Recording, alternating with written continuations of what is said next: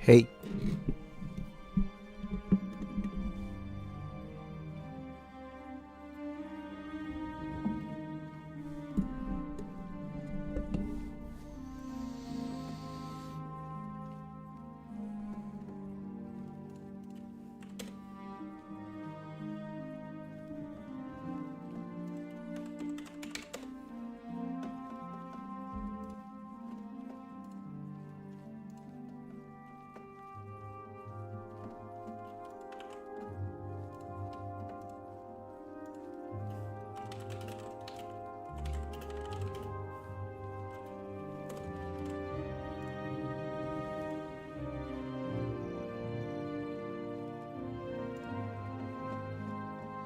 Hello, hello. Welcome, welcome, noble ones. Good to see you. Thank you for joining the live stream. Really appreciate.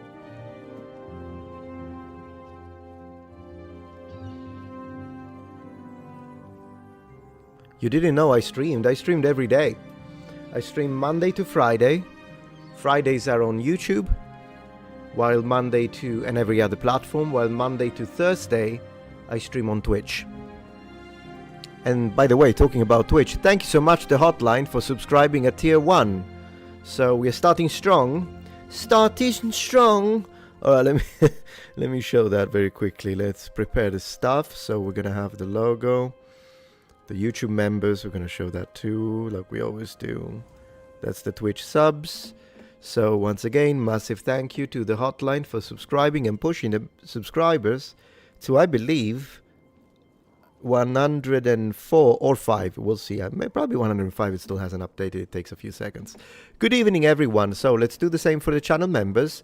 I need to make sure that we are at 380, because usually between a stream and another stream, what happens is that some memberships expire. That is a thing that does happen, so I do have to double check very quickly. I want to give you precise information. Welcome everyone. Let me see. We've got... Yeah, actually, they went down significantly, but that's okay. That's okay. I'm still grateful for anything. I do have to update it, though. I think it's normal. It's because it's the beginning of the month. So, of course, they don't get renewed, some memberships, which I understand. I mean, people sometimes have, situations and this and that. I totally understand that, and I'm still grateful for the month that you did support. So we're going to have to update it to 347. That's where we're at. 347. So let's do that. Members, we are at 347, but hopefully today we're gonna go back up. And in the meantime, a massive thank you to everyone joining the stream today. How you guys doing? How you guys doing? Having fun? Always, my friend. Always. Good afternoon, good afternoon. Massive thank you to the Hotline. He's on fire today. Thank you so much for gifting 5 tier 1 subscriptions on Twitch. Very much appreciated. Thank you so much. See, that's why I've been streaming like 5 times a week on Twitch, because this happens. So it's very nice. Really appreciate it. Thank you, man. I really appreciate your generosity, by the way. How you guys doing? How you guys doing today? You having a good day? You having a fantastic day? Why not?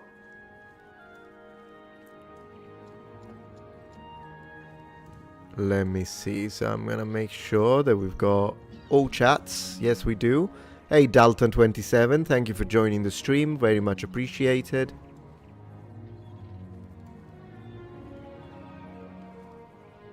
When am I gonna start playing 40k?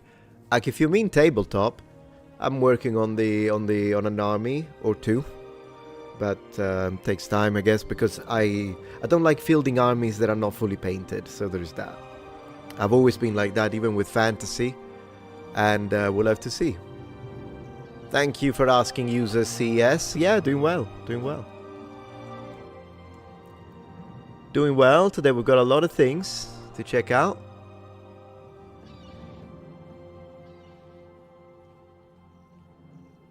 You just woke up, Dreamheart. Well, I don't know where in the world you are, so I'm not sure whether it means you're like... Because I forgot if you told me. So I don't know if that means you're an early bird or if you're a late owl, like me.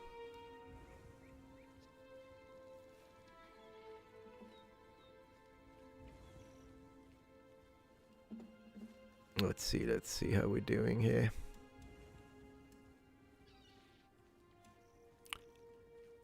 Thank you, Eduardo Ronquillo, for becoming a channel member, which pushes it to 348. Really appreciate that. Thank you for your support and your generosity.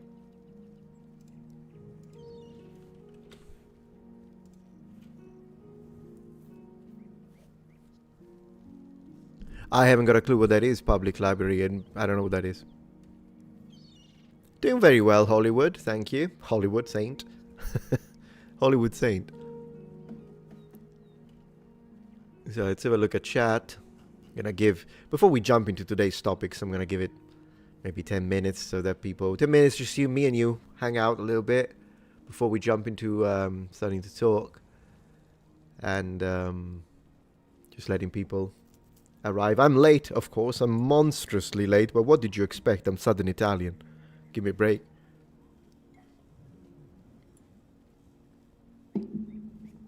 We got water. We might upgrade the drink later. I'm pretty sure Hollywood and Saint and Chew mutually exclusive terms. Yeah, probably. The illustration is from a video game, by the way, Makariv. Do you guys know what game this is? I mean, we're not playing games today. I've got too many things to cover. It's more likely that I'll do some gameplay during the week rather than on Friday. Although then again, you know, never say never, never say never. It kind of depends. But one game that I really would like to play next week is Resident Evil Requiem. It looks really good. Like, really good. Live Monday? Isn't this live now? Yeah, where did you read? I wrote on the title is Monday to Friday. That's my live stream routine. Monday to Friday. That's how you're supposed to read the title. So that people know, when is this Muppet live streaming, since I never, you know, randomly run into him. And there you go. That's the, so it's going to be on every title. I will update the banner as well, since this is going to be the streaming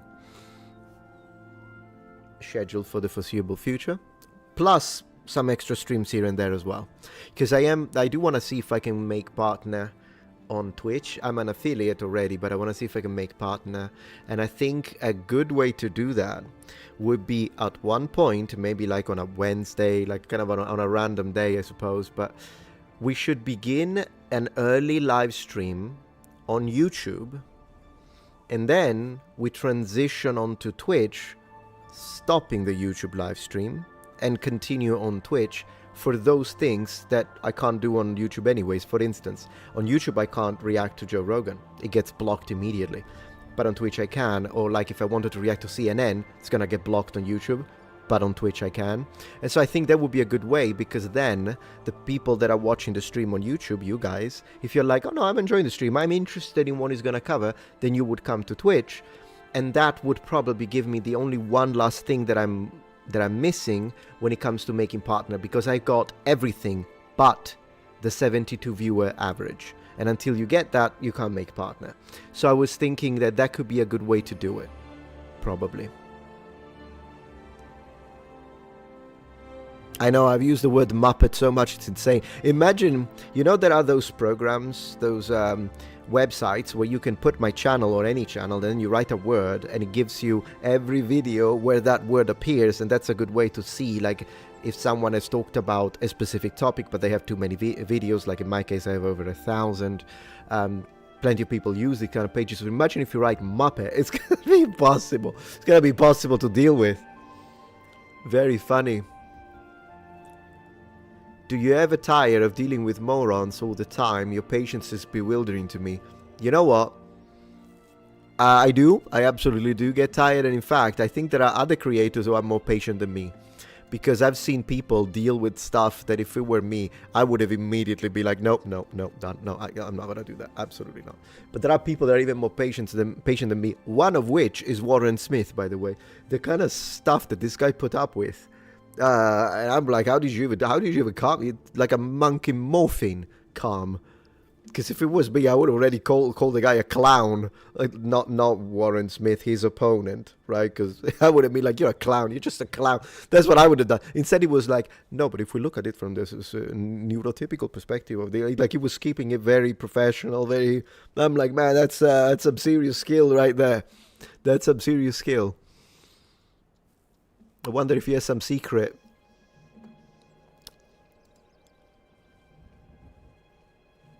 We got a frog emote. Nice.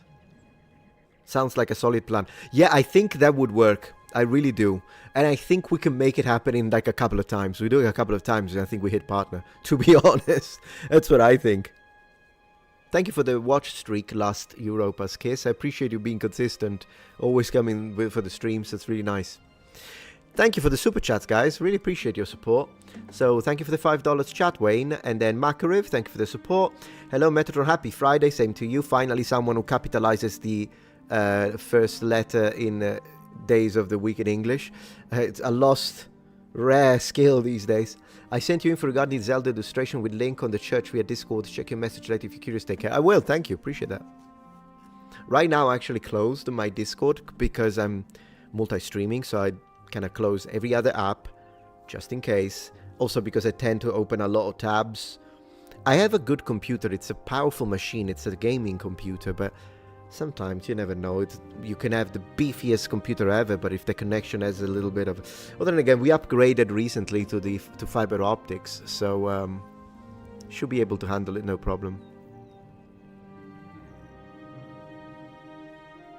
Check on Metatron when? Later. We'll check on her later. Of course, I got my phone right here in case she needs us. I'm gonna say... I'm just gonna say that.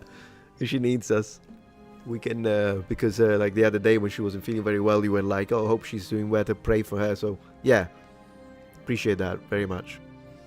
I really like your videos on ancient history. I'm hoping that one day you cover some more ancient history from the American Southwest. From the American Southwest. So, like, what exactly were you talking about? But I appreciate that, thank you. I don't know if you noticed, I've been posting more videos related to history lately. They seem to be doing okay.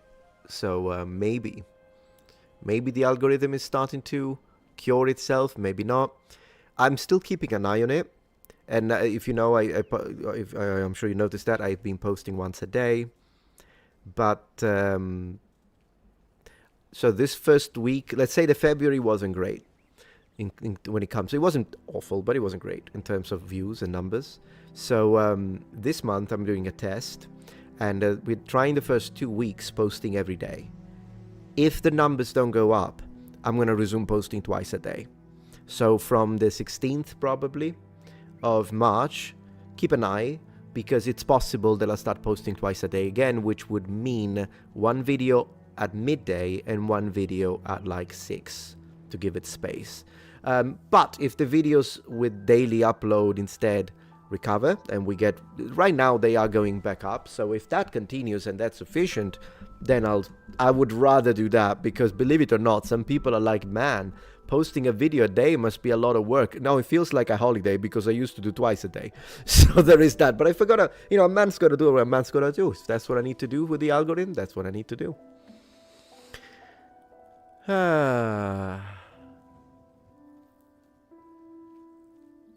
I have no idea what you... so wait.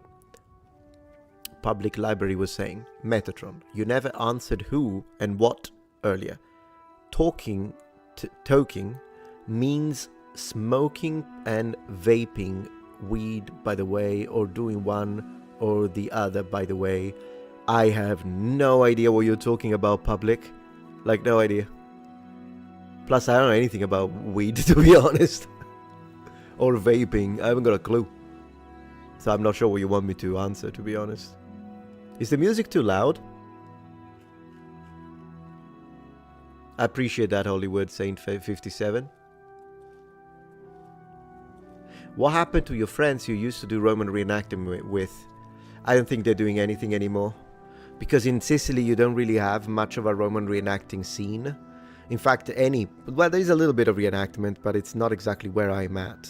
Not in my city. So I think they just stopped. Unfortunately. Music is fine, good to hear. Yeah, we're including YouTube as well. We are live on YouTube too, Viking Gremlin. On Friday, we're live on YouTube. I want to see if I can try a Wednesday live stream at one point as well. But for now, Fridays, we're live on YouTube, yeah. I don't know what dabbing is, no. No idea.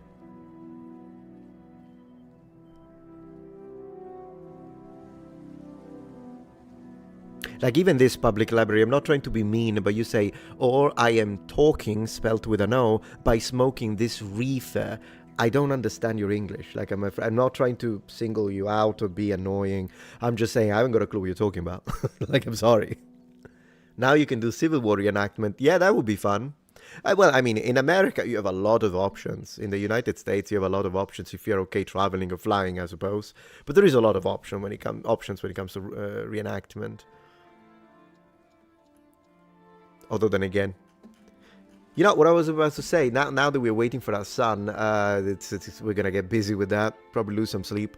But then eventually, wouldn't it be nice to get dressed? Like I could dress like a medieval knight. My wife could dress like a damsel, and then we could dress the child as with medieval newborn baby clothing. I think that with a little coif, that would be amazing.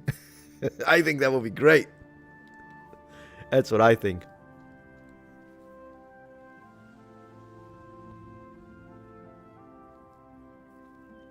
Dreamheart was saying, I'm at least a decade younger than you, Raf, and I don't understand half the slang my own generation uses. Yeah, I can see that. How old are you, Dreamheart? Baby dragon suit. That too is not a bad idea.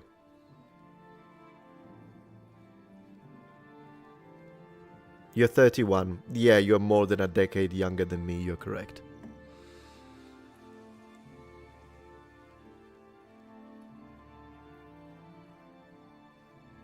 Also, toking, I don't even know how to pronounce it, means smoking and vaping weed. Okay. I did not know that. We just learned a word.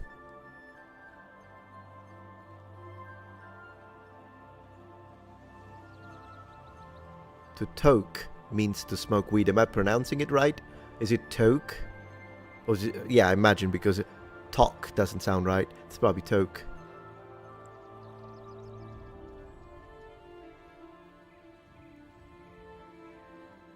Wayne is 61, hey. Glad to have you here, sir. Congratulations on the baby. Thank you, Edward. Took me a while to pronounce even the name Edward. Not off to a great start when it comes to my cognitive abilities today. It's one of those days, what can I say? So, yeah.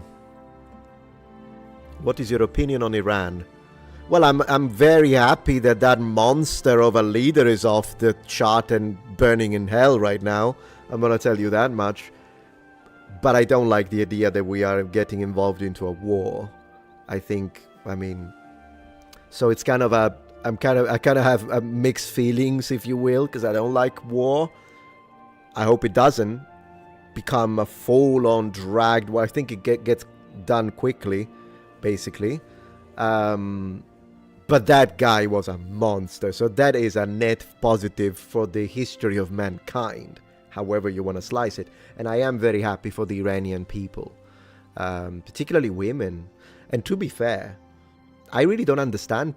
Like, I've seen people who were posting like a picture of the supreme leader of Iran, saying he did nothing wrong, and that is disgusting. And even more so, it really surprised me to see people that constantly tell us how progressive they are and liberal, and then you post that about the kind of stuff this guy did to gay people in Iran and women. It's unbelievable that someone who proclaims, or at this point I'm going to say pretends, to care about minorities would say something like that. Like, I don't even care at this point. Like, what are we even doing? Like, you can disagree with the decision, absolutely, 100%. But to get to such a point, it means you are one of those radicalized individuals that have really lost all forms of any coherent or logical sense in your mind. So that's what I'm going to say. I'm happy for the people. If any civilian casualty is awful and should be investigated, And but that guy had to go. That guy was awful. That guy was like a demon on earth. Nothing wrong is pure ignorance. At this point, I don't think it's ignorance. I think is malice. I think it's malice. Particularly if you're an account with like 100 or 200,000 followers and you're strongly involved with world politics, then there is something wrong. There's something wrong. Yeah.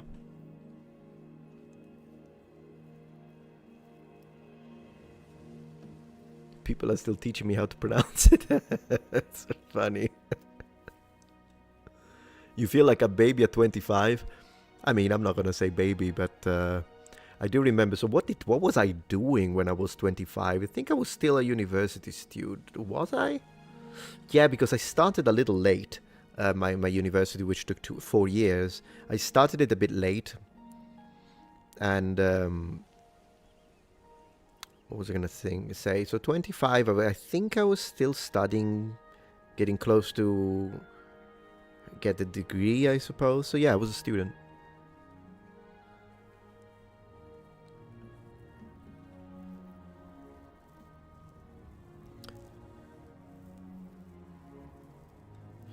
I like you, man, but your take on Iran is weak. Let's see why.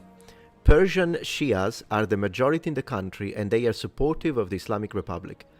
Be that as it may, that does not represent nor has anything to do with my take. When I say that I feel for the Iranian people, obviously I'm talking about the oppressed ones. Now, I don't know how many within such a massive country, with that given population, how many were actually supportive of a totalitarian, Islamist, theocratic dictatorship. It's not like you can go out and say, this guy is an idiot. Yeah, good luck with that.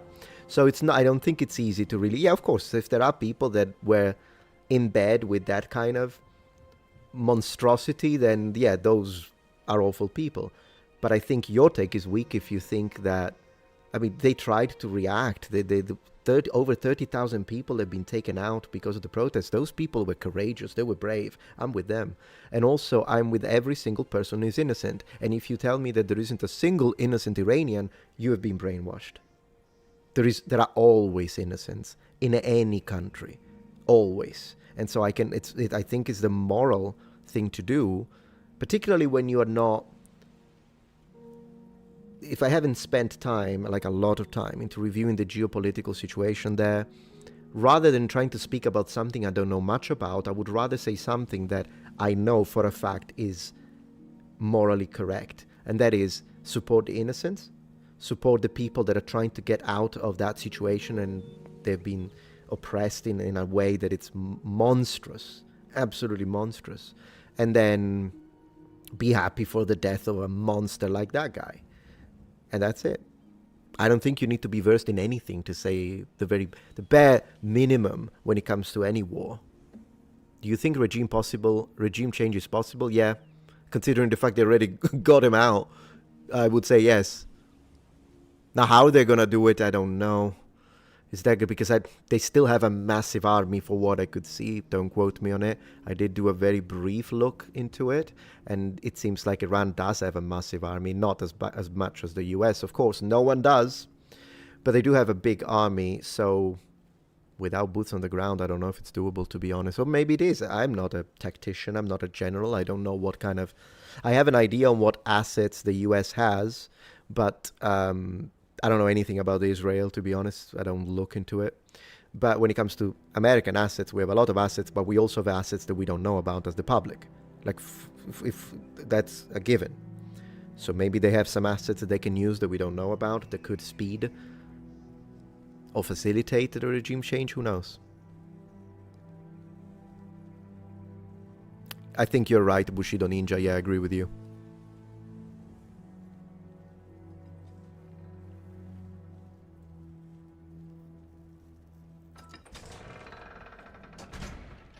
Metatron, can you do a video on ancient folklore like werewolf and how legends like that came about?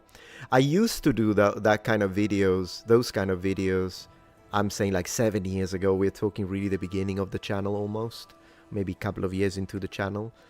I stopped because they don't seem to work. What I could do, because the last few I tried didn't work, the algorithm did not pick them up at all, and they do require a certain level of research to make sure that the information is correct. So what I could do is that I could try and make one for member content and see how that goes. And then that could be an option. Because I do love, by the way, the idea. I love it. I made one on ghosts and the perception of ghosts in medieval Europe, some of which is interesting because there are some descriptions in folklore of the Middle Ages where it's not always the case, but in some tales, the ghosts are described and sometimes visually represented as what we would identify as walking corpses or zombies. Physical. And it's not always the case. The idea of the ephemeral, ethereal ghost is also present in the legends. But there is also this idea of like, a ghost that is haunting a mansion, but they basically had zombie. So, which is interesting. So I did make that video, didn't do well. Then I made a video on vampires in the Middle Ages, didn't seem to do well. Ghouls will be another one. Man, you make me think of Ghouls and Ghosts. What a game, my friend.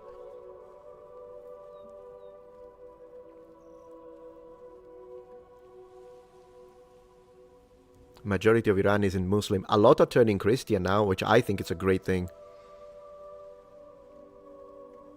Oh, thank you so much, Politically Polite, for the support. Appreciate. Raffaello, I follow on TikToks as Russell Studios. Oh yeah, I know you. I've seen you on the... I think you left a couple of comments in my TikToks. The page is growing fast, by the way, the TikTok page. So that's a good thing to see. Also because they did increase the creator funds program situation, and now that I live in the US, I would, as long as we hit 10,000 followers, I could do that. Believe it or not, Italy does not qualify, so my previous TikTok I actually deleted because it was stuck. I did watch those back then. Man, you've been a noble one for a very long time then, because I remember when I used to make videos on the yokai. Do you remember that? Maybe you should wait until around Halloween to do those videos so I might get more views. I tried that too, my friend. I tried it all. Sometimes it's a freaking dice roll. I'll be honest. Have you ever watched the channel by a guy called Raymond Ibrahim? No, I don't think I have. But the name does sound a bell. Sound a bell. Rings a bell, man. I told you today my English is completely broken, so get ready for some laughs. It does ring the bell, though.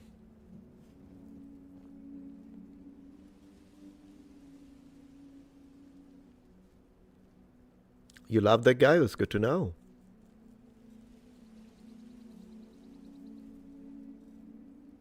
Oh, 8 years ago. Wow, last Europa. 8 years is like really from the... 8 years ago, I was probably at around, what, 200,000 maybe? Subs? 150, 200,000? I would imagine. Are we talking about Japanese folklore too? I love that. I love that, Tales. For sure. Yeah, I used to do it more. Like, I did a whole series. I think I went up to episode 5. I enjoyed them very much. Incidentally, one of my videos on Japanese folklore, when I would choose like 5 yokai per episode, that's what I was doing. One of those videos was the first video that my wife found me through, because she was a subscriber to the channel. And that was one of the first videos she watched. She told me.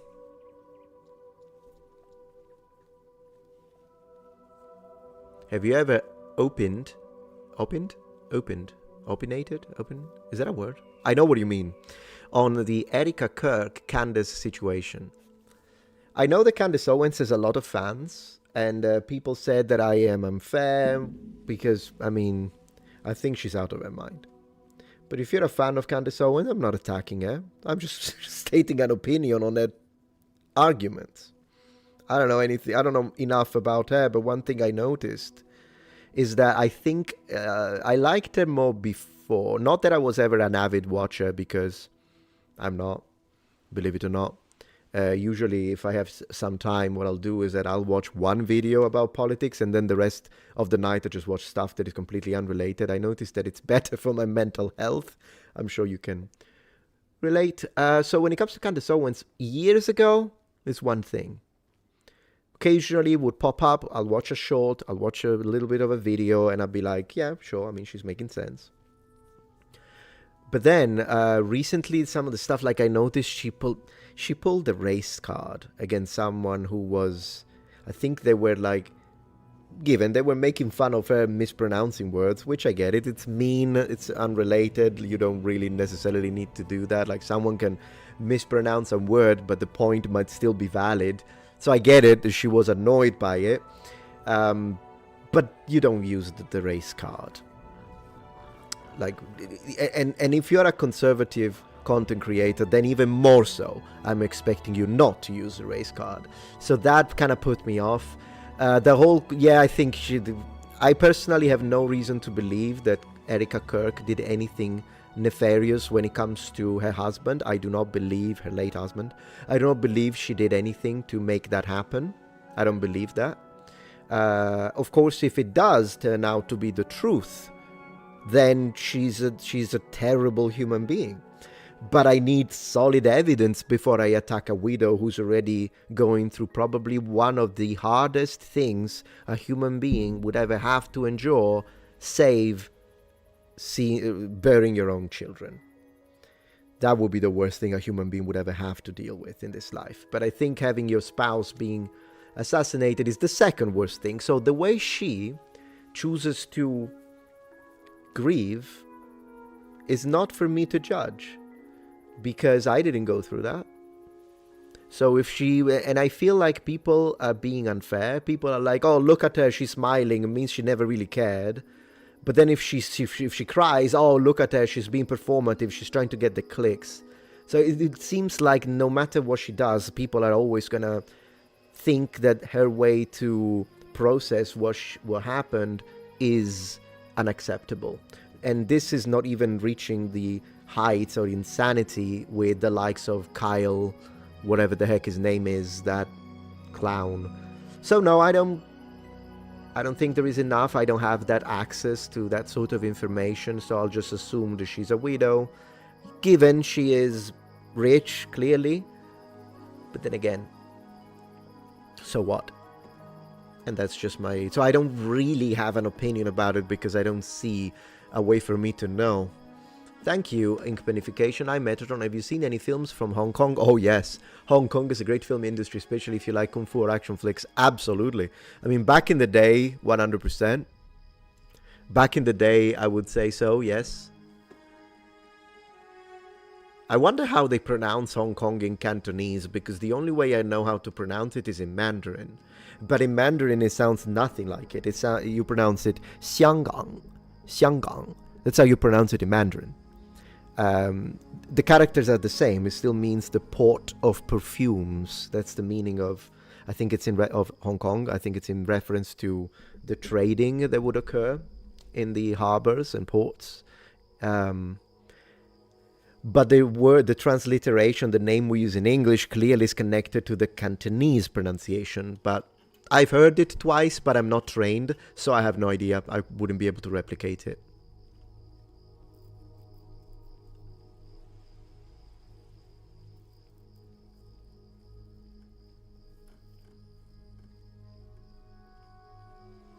Welcome to America. Thank you, Edward. I appreciate that. Edward, appreciate that.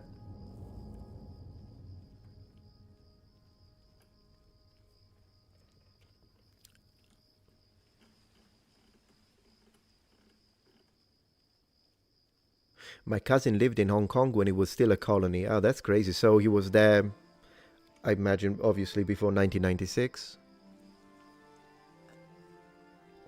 I do think that you have a higher number of Chinese from Hong Kong who speak English due to the fact that it was a former British colony. I don't know up to what extent, but I would imagine that if you were to do some kind of like population cluster analysis and you compared similar numbers of population, so you might have to change the number of districts, but if you compared how many people actually speak English between people in Shanghai and Beijing as opposed to people in Hong Kong, I would be expecting people in Hong Kong to have a higher number of people who speak English, but who knows? I don't know how it is these days, to be honest.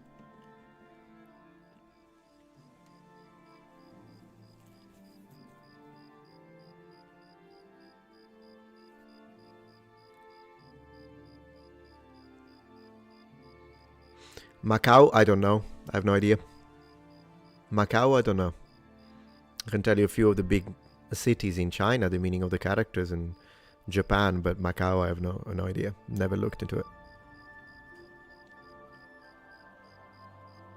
She thinks Brigitte Macron is Emmanuel Macron's father. Yeah, I mean, at this point, it just sounds like she's say anything just to get the most clickbaity title ever. Not a fan. If you're a fan, I could respect that, but I'm not a fan. Thank you so much, Politically. I first subscribed to your channel in early 2015. Holy moly. 2015.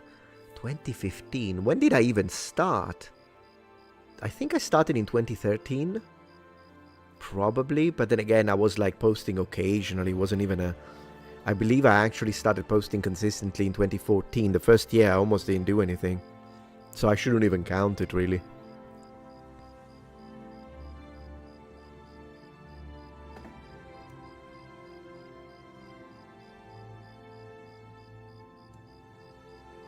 No, I don't really watch, yeah. Oh, but you were talking to someone else, apologies.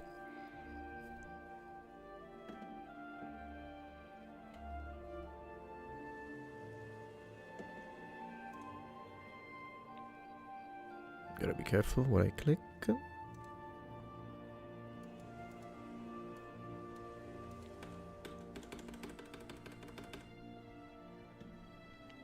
me see if I can refresh this very quick. Yeah, okay, done. My current favorite conspiracy theory is that Metatron is the reincarnation of Don Camillo, rolling his eyes all the time, arguing with the... Oh, yeah, Peppone. Yeah, man, Don Camillo. You must be Italian, because I can't imagine a foreigner knowing about that. It's an old school series of movies that were, like, made... I think it was... They're in black and white, so we're talking, like, really old school Italian movies. And Don Camillo is a priest. My dad used to watch them a lot, so I watched those growing up a bit. I don't think I've heard that in a very long time. It was actually funny because it was comedy. It was funny. But basically, Don Camillo had this, who was this Catholic priest, who was the protagonist of these movies.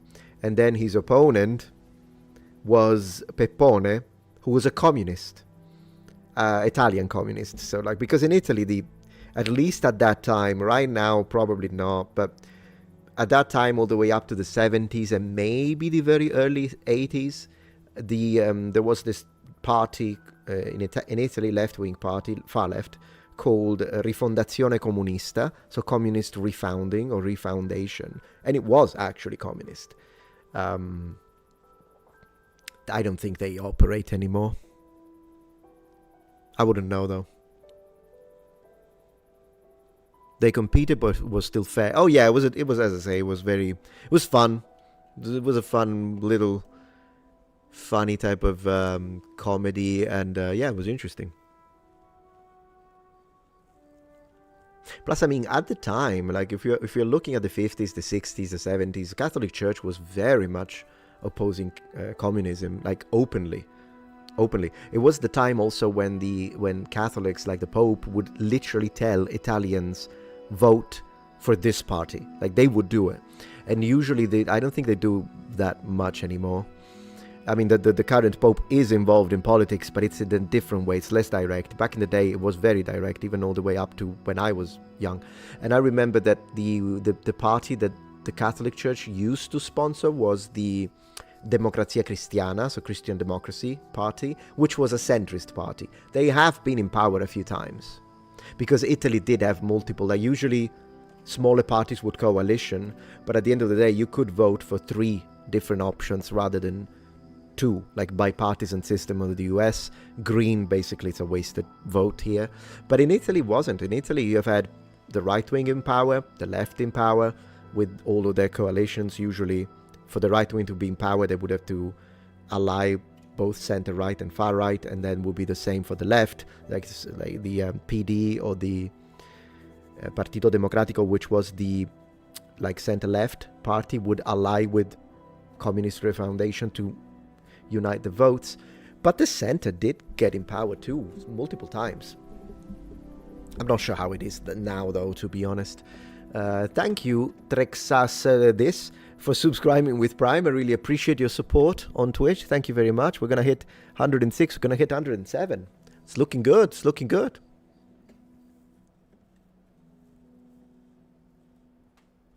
Padre Pio is the patron saint of small cars. I'm not sure if I understand the humor there, but my mom was fixated with Padre Pio. Let me tell you that much. We had statues and she had everything. She had everything. She had statues of Padre Pio, of course. She had posters of Padre Pio. She got the calendar of Padre Pio with a different Padre Pio per month.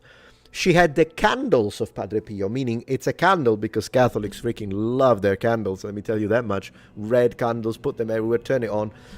Yeah, but she had the Padre Pio candle, so it had an image of Padre Pio on the candle. Then she had the little cards, the little images that she would keep inside. Like you would, it was so funny. Like you would open. My mom was such a fervent Catholic. You would open any drawer, like, Mom, where is your, because my mom would tell me, can you fetch me my wallet? And be like, yeah, where is it? She's like, in a drawer. Which one? I don't know. Great. So I would go and start opening drawers, and I would have to fish among so many cards of either Mary, Holy Mary, Padre Pio, some other saint, Jesus, images of Jesus. So I'm like sifting through all of that in the, so yeah, it was a thing. It was a thing in my house. And yeah, crucifixes everywhere. We had a crucifix in my room, a crucifix in my parents' room. Did she ever put a crucifix in the living room? I'm not sure. The kitchen, yes. There was a crucifix in the kitchen too. It's like we're trying to repel vampires or something. This is how my mom was like, my gosh. And she did have garlic. I mean, you're Italians. So I think, that, yeah, if a vampire had ever tried anything in our house, good luck with that. Good luck with that. Thank you, Impignification. Just imagine for a second if there is an Italian film where they decided to reject accentless Italian and embrace the linguistic diversity accents. That would be amazing. And we have plenty. Absolutely. It kind of depends. So you will only hear standard accentless Italian in dubbed works. So whenever it's an American film or an English film or whatever the heck, and it gets dubbed, then it's all going to be accentless. But movies produced in Italy, a lot of the time, they keep the accents. It is rare. Like, you do have sometimes actors that don't have the accent, but like, I remember this, obviously, if it's mafia movies, they all speak Sicilian accent, they have Sicilian accents, for obvious reasons. If there was a movie made into the organized crime in Naples, Camorra, and everyone spoke with a Neapolitan accent. There was a pretty popular series. It was like investigative series set in Rome accent. So no, Italy usually, if it's an Italian production, regional accents are everywhere. It's a thing. Yeah.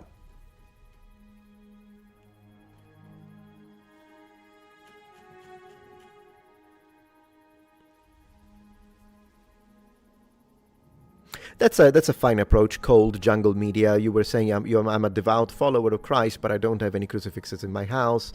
That my mom didn't give me. Religious relics mean nothing to me. Well, a crucifix is not a relic, to be pedantic a little bit. To be a relic, it would have to be something like the I don't know, the ring of a saint, or the bone of a saint, or a piece of something, a piece of the cross. Like, these are considered relics.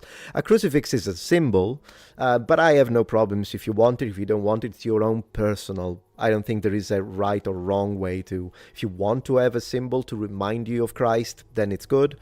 As long as you don't worship the symbol, then it's going to be a problem, in fact. But if on the other hand you don't want the symbols and you just want to keep it in your head and in your heart, that's also fine. I don't think there is anything wrong. It's a personal choice. So I subbed to you back in 2017, but I remember watching back in 2015. I see. I understand. Man, it took you 2 years to sub. That's okay. Not a problem. Not a problem.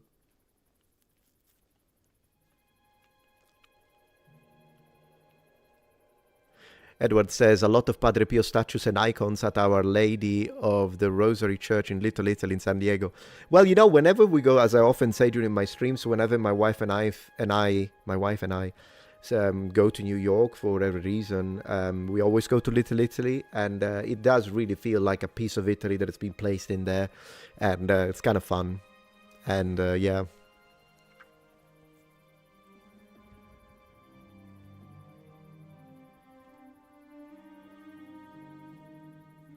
Faria Faraj collab when? Who's that again?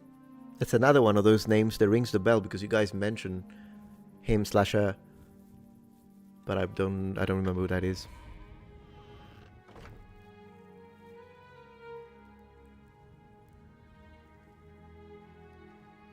Christian trading card games.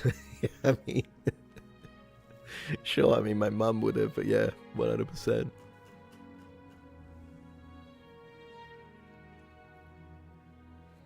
Thank you for being here, Toby Gobi. Seems like it's your first time joining the chat, so good to have you here. Thank you for taking the time, very much appreciated.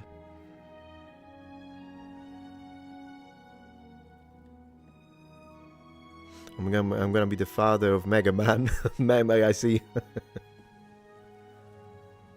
Oh, historically flavored music. I think it's that situation where I was like, I don't know, whenever there is, I usually don't react to music. But it could be interesting maybe to talk to him, see how he does the research. That would be nice. What PC game are you playing at the moment, Metatron? I think I've been playing horror survival games mostly.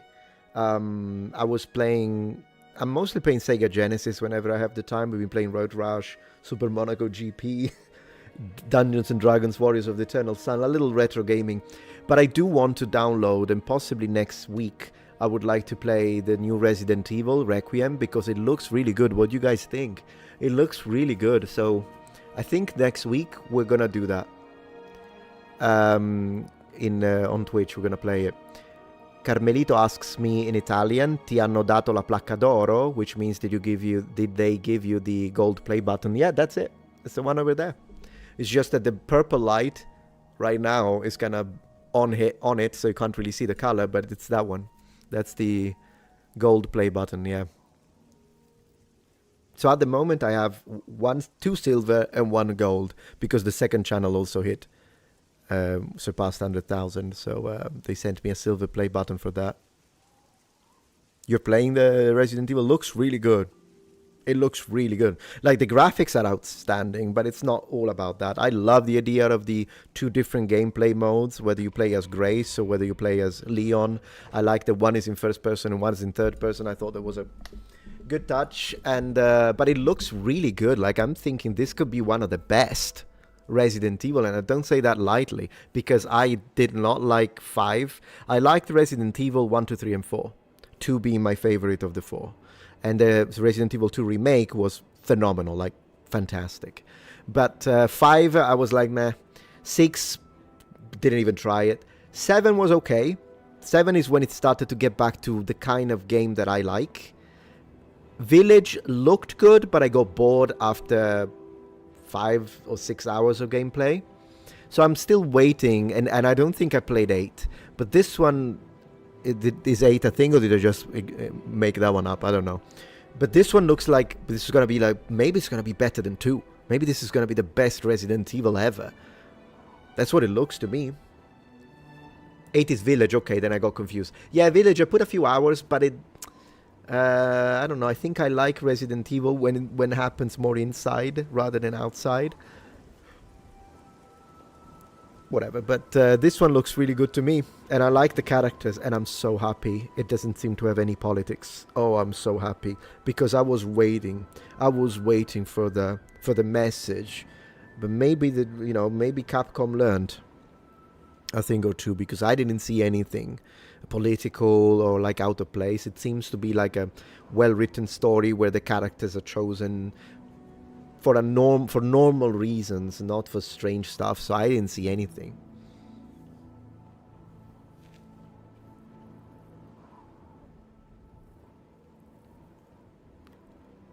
Hider Sido says, "Hey Metatron, I really like your content, thank you very much. Just came from the KCD review video, and I just noticed that you keep saying Sigismund named differently, and I'd like to ask you why is that." Oh, probably because I haven't got a clue how to pronounce it. I don't know how to pronounce it, in fact. Sorry for bad English. No, your English is great. No horror game ever jump scared me like the original Resident Evil on PS1 when you're in the hallway and the dogs jump through the window. I agree. And what's funny about that is that after you get scared and you want to throw the controller at the TV, but you don't because it's a CRT, it's going to make the entire, back in the day, it's going to make the entire thing explode. But then you can use it on your friends. So come on, who hasn't done it? Friends, cousins, relatives, uncle, like all of them. It's like, oh, you want to try this game? Try. You play a bit, and then when you open that door, you're like, you want to try it? Come on, try it. You give them the controller because you know that when you walk through that freaking corridor, oh yeah, man, very fun. Very fun. Sigismund. Okay, thank you for the correction. I appreciate that. Sigismund. Is Requiem good? It looks really good to me. I've been watching... Let me tell you this, okay? Because I like being transparent. I started watching Jacksepticeye play it, Sean. But I had to stop. Because this guy... I had to stop. I just had to stop. I couldn't do it. So then I started watching his girlfriend play it, Gab Smulders. Much better. Much better. So now we're watching... My wife and I are watching her play through it. And as for what I've seen so far, I might actually stop so that I don't spoil the whole thing. But for what I've seen so far, it looks fantastic. It looks fantastic. You were saying Forbidden Siren was always scary for me. That, Forbidden Siren is okay. But the third iteration, the one that they made for PlayStation 3 and Xbox 360, so Siren Blood Curse, that's my favorite. I love that game. Appreciate that, Perilous Turtle from Alberta. Thank you.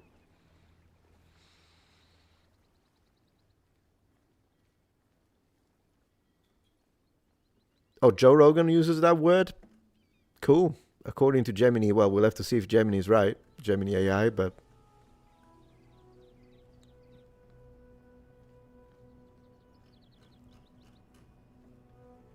Let me see the numbers. Let's have a look at how we're doing with the numbers very quickly. We want to make sure that connection is strong. So let's see. The channels collection appears to be fine on the main. How is Rumble doing? Can I see the numbers? Yes, okay. How is Kick? Yeah, Kick is not really... Twitch?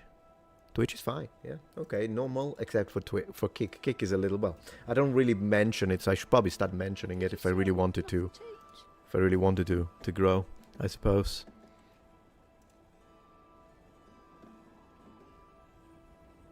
Oh, you are Hungarian. Very cool. Oh, you say Sigismund with a Z?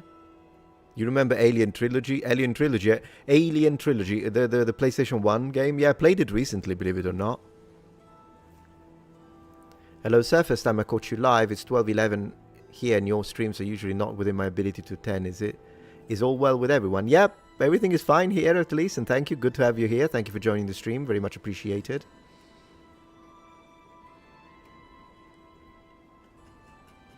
A pleasure to see you.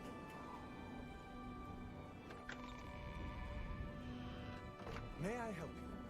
Greetings, Argonian. We are getting some voices for the music.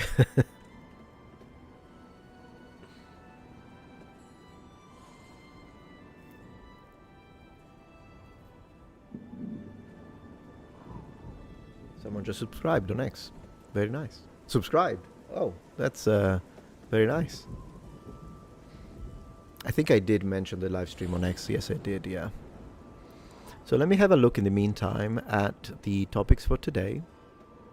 So today, among other things, so that you know, we're going to check out a video, not in this order, but we're going to check out a video made by Jason Kingsley over at Modern History TV. He made a video about medieval inns, and I'm really curious because usually his videos are they're stunning because of how he organizes the shot and all of that. So we're going to check that out. And also, of course, they're packed with interesting information. We'll see if there's anything new that I didn't know, probably because the guy's really thorough with his research.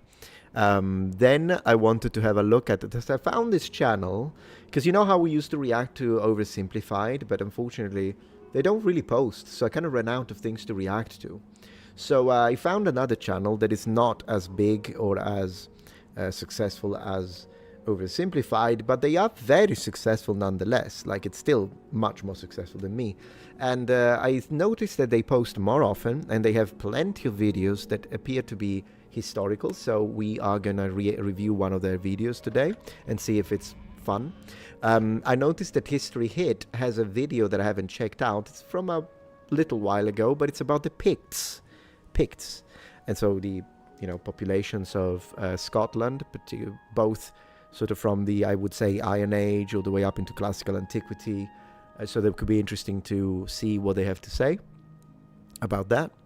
And then another thing I wanted to check is I saw a video, and the title interested me because it's a video from friend of the channel, vlogging through history. And he made this video titled 10 Absurd Things About American History. It's probably a reactor because, of course, his channel is mostly reacts. But I always love his reacts because he has so much to add. It's not like a freaking XQC or someone who just doesn't say anything. So I love that kind of reaction videos. It's how I try to do my reaction videos, try to stop, make them transformative, adding value. And so I'm looking forward to check that out. These are just some of the things that we're going to check out together today. And then if we have time, I want to check out Sydney Watson a little bit, another friend of the channel. We actually probably will do some collaborations soon. I was considering inviting her to one of our live streams. In fact, this is actually something I wanted to ask you. Who do you think I should invite? In fact, let me know in the comments, to join a live stream and make a little bit of a panel one of these days. Because I think since we kind of go live consistently, it wouldn't be too difficult for one Friday to actually have a panel, choose a couple of topics of conversation and have an interesting discussion with other creators. So if you have any suggestions, feel free. Then I'll tell you if I'm okay with that name or not, if I know them. If I don't know them, we'll look them up later. So that kind of stuff. Because I wanted to invite some of the people that I have in mind. I would love to have Sydney. I would love to have Andrew Wilson on. I'd like to have, but he's busy, so I don't know if he can join. Shad would be someone I'd like to have. Who else? I mean, Evil Dia would be another one, but we'll have to see, because I think for him it would have to be something language related, probably. So we'll have to see. You're suggesting Razor Fist. I think we only interacted once. I don't even know if he watches my content, to be honest. Not that it's a prerequisite, but just to say. I'm not sure. Thank you very much, Jank, for the support. You seem like you have a good head on your shoulders. I appreciate. Can you and chat pray for me? Sure, but did something happen to you? Hey, Lady Jennifer, good to see you. Long time no see. I've been busy. No problem. Yeah, better busy than bored. Am I right? Someone is suggesting Lindy Beige. I'd be happy to have Lindy Beige on. He doesn't post much and he's been traveling a bit, so I don't know if he is still like that level active when it comes to YouTube, but if he is, I wouldn't have a problem with that. Who else are you suggesting? Let me see. Blessing from AI Jesus. Oh my gosh. You can keep them. Hassan? Absolutely not. Hassan is one of those that I'm like, no, not interested in having a conversation with. You see, my only prerequisite is decency. I don't even care. You can be anything. Anything politically. You can be anything religiously. You could be whatever the heck. Are you decent? If you're decent, you can come here. In fact, if we disagree on a lot of things, it could be interesting to have a discussion about it and show how to have a civil conversation.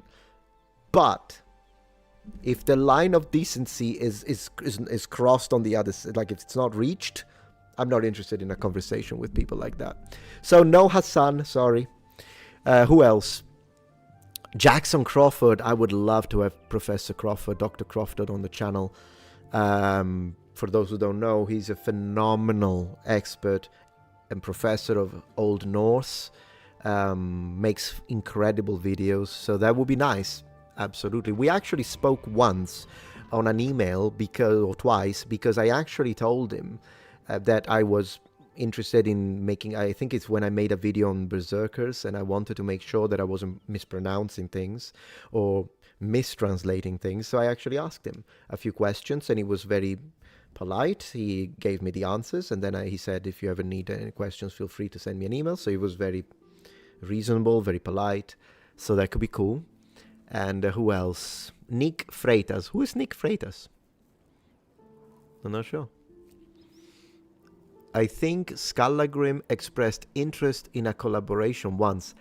I don't know if he would be interested now, because I think me and Skull have different ideas when it comes to politics and social issues. That is not a problem for me, by the way. Also because it's not like I think he's a kind of extremist. That is not, obviously. And I don't know his politics. But I think for what I've seen and some of the stuff he said online, I believe we stand on different grounds. But I think he's a cool guy. And I have zero problems with him. The only problem, though, is that, of course, ever since the death of Charlie Kirk, I've been more outspoken when it comes to my positions on certain issues. So I know for a fact that if he were to collab with me or accept an invitation to a stream, some members of his audience would try to shame him for it. So I don't know if he would be okay with a headache and be like, no, I don't care. I can have a conversation with someone I disagree with as long as it's polite. If he thinks like me, he's very welcome, anytime. But I don't know that, so we would have to see. Jackson Crawford would be amazing. I absolutely agree. Absolutely. The Critical Drinker. Yeah, I've been a guest on there. He's been very kind, very, very nice. He invited me. I've already been a guest twice on the Open Bar show.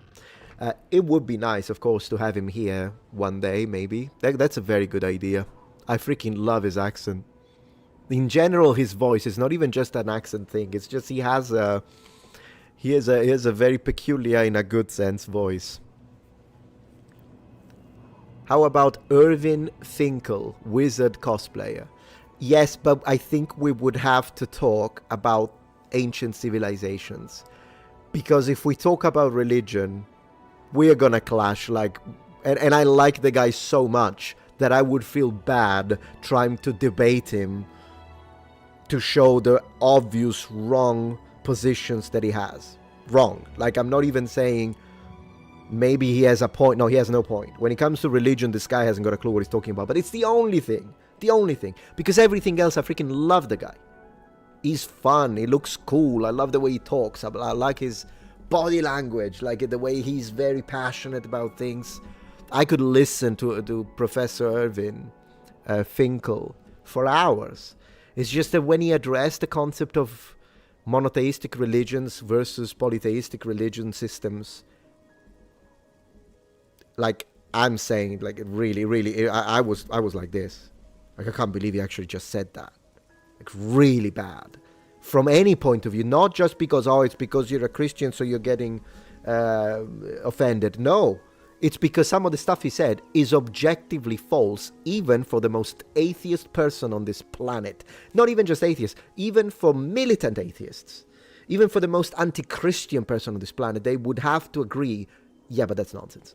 Absolute nonsense. And I've already talked about it twice on the channel. It's not like I haven't. So I don't think religion would be a great, but mostly because I don't want to be impolite to him. Not because I'm okay to have a debate, not even a debate, I'm not a debater, a conversation, but yeah, that's the only thing. It's the only negative spot. Maybe I have more negative spots than him, but that's the one that really made me go ooh, this is cringe. The only thing, though.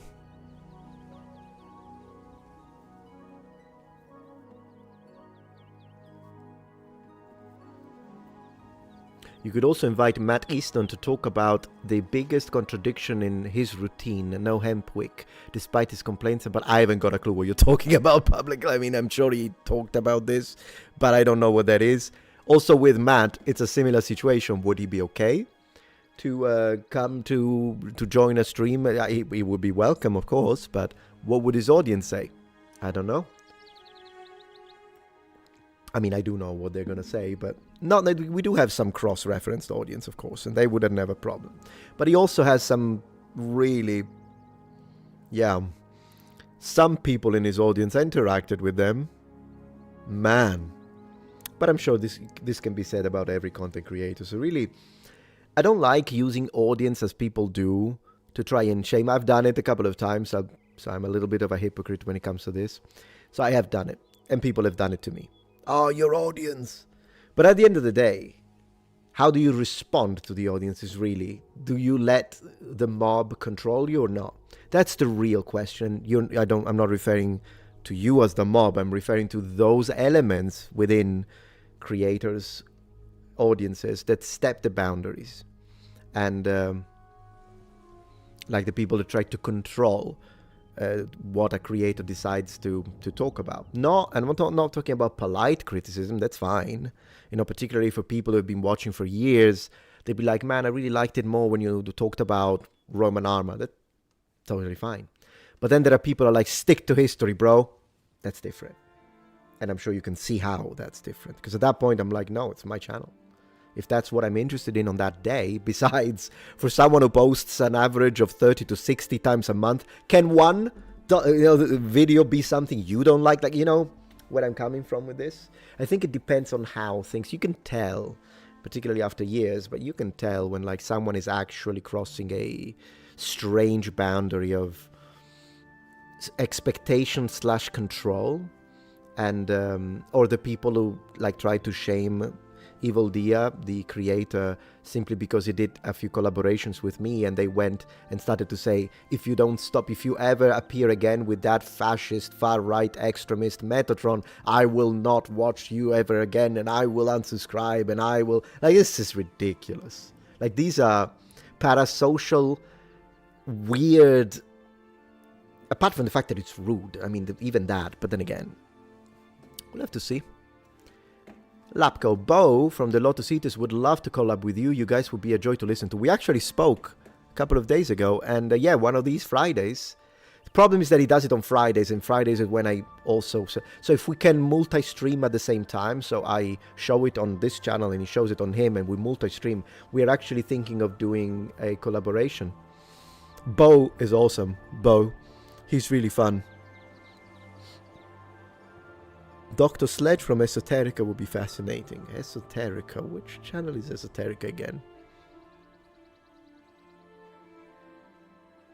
Celtic History Decoded. I did see the channel, yes. Now that you reminded me, I'm actually going to write it down because it's one of those channels that I wanted to do a react one of these days. Celtic History Decoded. Maybe not tonight, but not today, because I want to prepare first. But that could be definitely... Thank you for the suggestion. I appreciate that.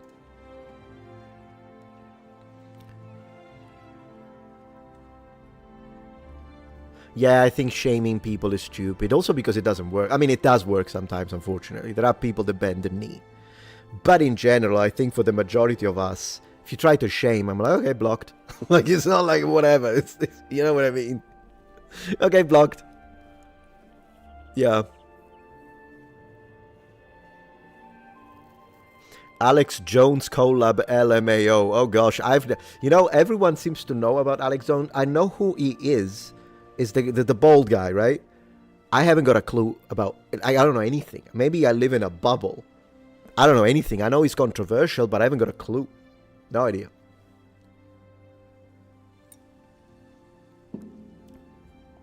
Let me see.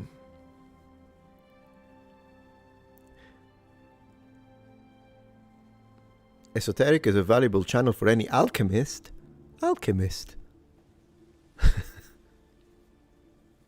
Yeah. GB News. She was talking about Cheddar Man being black. Okay. I'll have to check that one too. Cheddar Man. GB News. Okay, we'll check it. Thank you for the suggestion. Appreciate. Very much appreciated.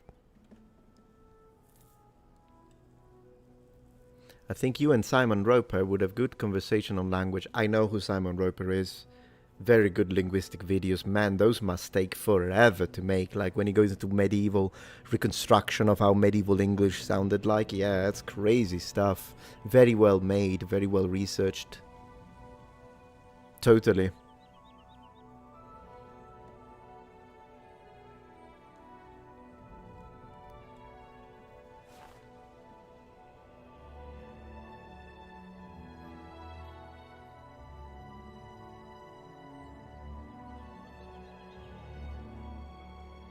Sargon would be interesting if he could spare a couple of hours. Yeah, nothing against it.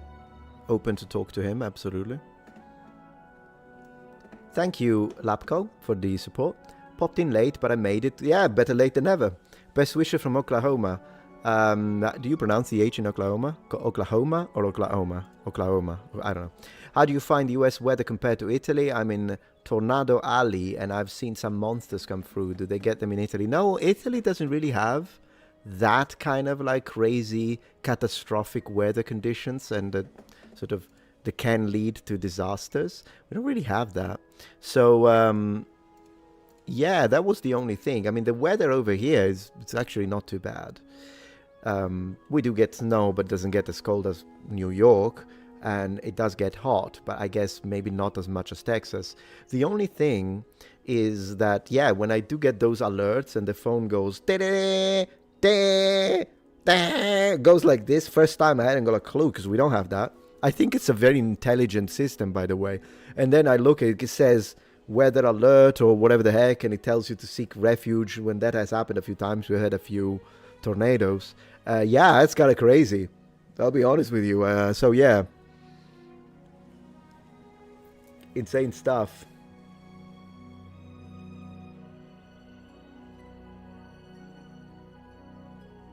Be right back. Yeah, no problem. There is a Japanese VTuber called Hachia who does all sorts of language stuff like Japanese from different periods of history. Ainu. Wow. Even some English things too. I didn't know about that. That's cool. Does she do it in English? I'm saying she. Is it a he?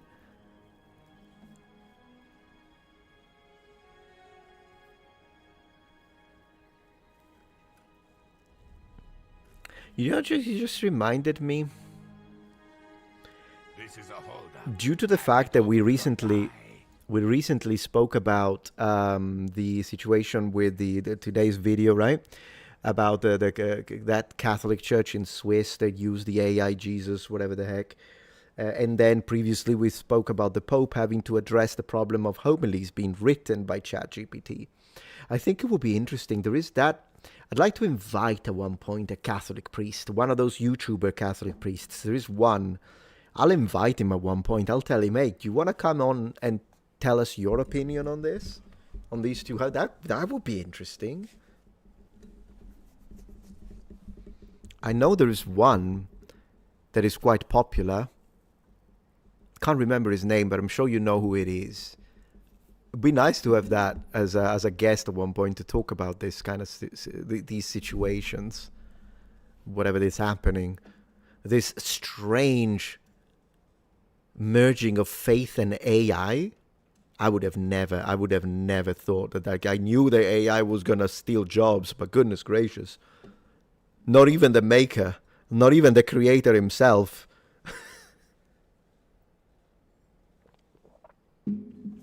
AI is going to try and steal any job at this point. Yeah.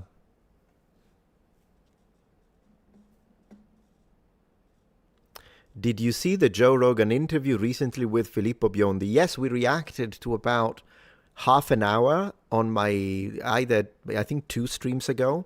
And so that episode will be edited, cut, shortened, and posted as its own video soon on the channel.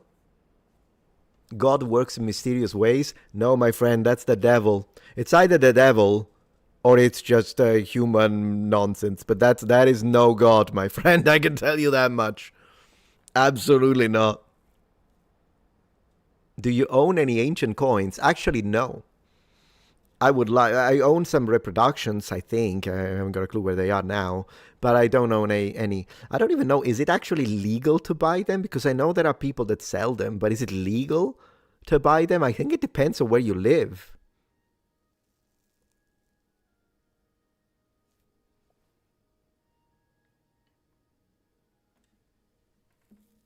But yeah, no, the interview with Filippo Biondi, the section that I watched was interesting.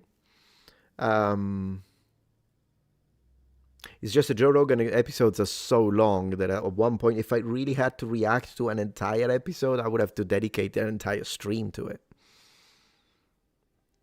Liberty Coins sells ancient coins in Signal Hill, California. Really? Well, maybe not now. Now I've got to save for the baby. So don't tempt me with spending money onto ancient coins. I gotta save for diapers, my friend. But maybe, who knows, in the future.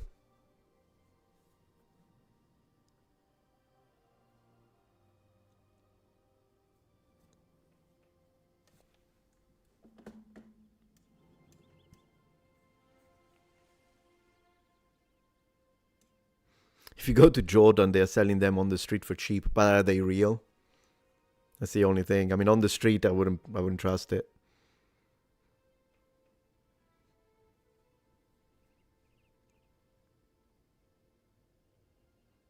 My older brother is a bit of a Joe Rogan show fanboy, lol. I usually just watch the clips myself.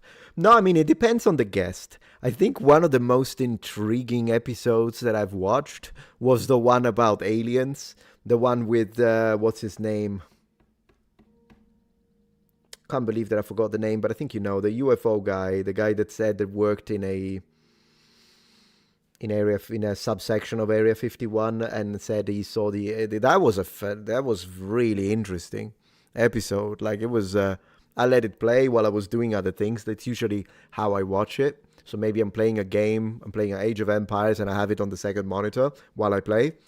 But yeah, that was entertaining.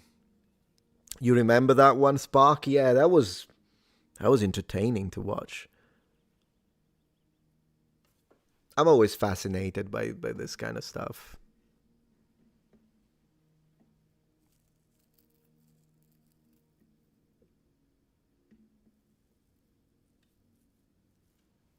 A few years ago, people organized a Charge Area 51 event, but nothing happened.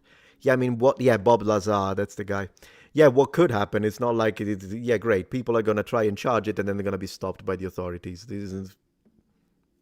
Nothing is gonna happen. Because the thing is, even if, and of course, the least likely thing is that they do actually have alien stuff. I'm not gonna say 0% because who knows, but it's the least likely. But even if they don't, they still have something in there that they don't want you to see, and that's perfectly plausible. Whatever type of research they're doing is stuff that they need for, like, military, for progress, scientific progress, whatever it is. It's not like you could just storm in.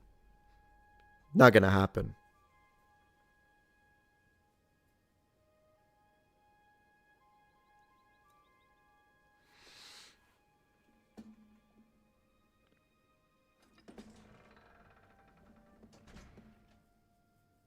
My tax dollar pay for Area 51, I should be able to see what's there. You know, Lady Jennifer, I totally understand. As a fellow taxpayer in the United States, I see where you're coming from, but on the other hand, there are some assets within any government that, in order for them to be usable, have to stay hidden from the public, because hidden from the public means hidden from the enemy. And it's just how it is. There are some things that, now, do governments overuse that? Yes. And there are absolutely things that I think we should know about. But there are also other things that, when it comes to, like, border defense, or when it comes to whatever it is that we're doing, if we're working on any specific type of propulsion engine, or if we're working on a new type of stealth, they can't disclose it. Or if we have hidden assets in other countries, they can't disclose it. And so it is what it is. There is a need-to-know basis for a lot of stuff that happens at a government and military level. And yeah, and we pay for that too. You just see, it is what it is. Thank you, Makariv, for the support. Very much appreciated. Metron, have you thought about setting up Streamlabs? It's a way for you to receive donations, basically super chats, when you're not streaming on YouTube. Plus, I heard they take no cut. I heard the name, but I didn't know, so I'll have to look into it. I see channels that are extremely successful when it comes to donations. Still don't misunderstand that. I'm very grateful for any dollar. I don't expect anything. In fact, anything that happens, I'm grateful. But like the other day, let me write it though, Streamlabs, I'll look into it. The thing is that the other day I saw, what's his name, was live. We'll check this one later. Andrew Wilson was live, and goodness gracious, this guy, how does he even do it? I asked him, because we talk, and I asked him, I was like, how do you organize your... Because it's insane. The numbers, I mean, good for you, man, of course. Absolutely. I hope this guy gets generational wealth so his children can benefit from it 100%. But I asked him, I was like, can you teach me how you do it? And he was like, yeah, I'll get you in contact with the guy who is responsible for setting everything up, because some people are just really good at organizing things by appealing to angry men. No, Jeremiah, that's very reductive. First and foremost, I think people are justified of being angry with certain scum. That's the first thing. And then the other thing is, you can try to appeal to angry men, but still fail. Just because you may not like the guy, and I say this about people that I don't like. Like, I can tell you, for instance, that Hassan Piker is morally disgusting, but financially, the guy knew what he was doing. And if I'm not going to say like, oh, what he's doing, it's nothing. No, he had success. He lives in a $3 million mansion while pretending to be a socialist and caring for the lower and saying rich people are bad. How did he do it? There has to be a reason. And just saying, oh, people are stupid, be that as it may when describing his audience, still, there has to be something that he did right that made it work that well. You can learn from your enemies, and you can learn from your friends. I consider Andrew Wilson a good friend of the channel. And, but goodness gracious, the guy made like $9,000 with 3 hours of live stream. That's not normal. So there has to be something that he does that is right, functional. And I'm interested. I'm interested to see how he does it. It's good to learn from other people. Hassan is bad, Destiny is worse. What do you guys think? Do you agree with that? That's a difficult one to choose. Who is worse, Hassan or Destiny? I don't know, man. It's really difficult. I think I'm going to say Hassan, because both Hassan and Destiny have called for violence on the streets for people that disagree with them. Both of them have done it. But then Hassan added the dog thing. So I'm going to put Hassan like this when it comes to who's worse. But I do see where you're coming from, because Destiny is also despicable. So I don't know, man. We'll have to see. What do you guys think in chat? Both are idiots, you say? Well, yeah. But I'm still trying to think what it is. Thank you, Al. Hi, Metatron. Would you please do a review on any video done by the channel Expedition Bible by Joel? I would love to see your honest thoughts given your historical knowledge. Thank you very much. I'm going to copy-paste to your suggestion, and we can work on this on the live streams next week.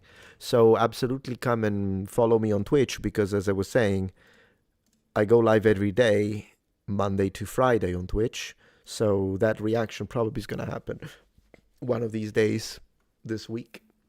Trash versus garbage.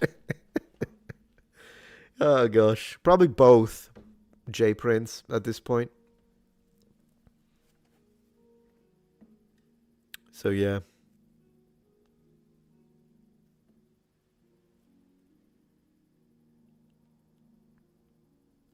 What are your thoughts, Noisy asks, about the Marine veteran whose arm got broken recently in the Senate office building? I only saw a little bit of that.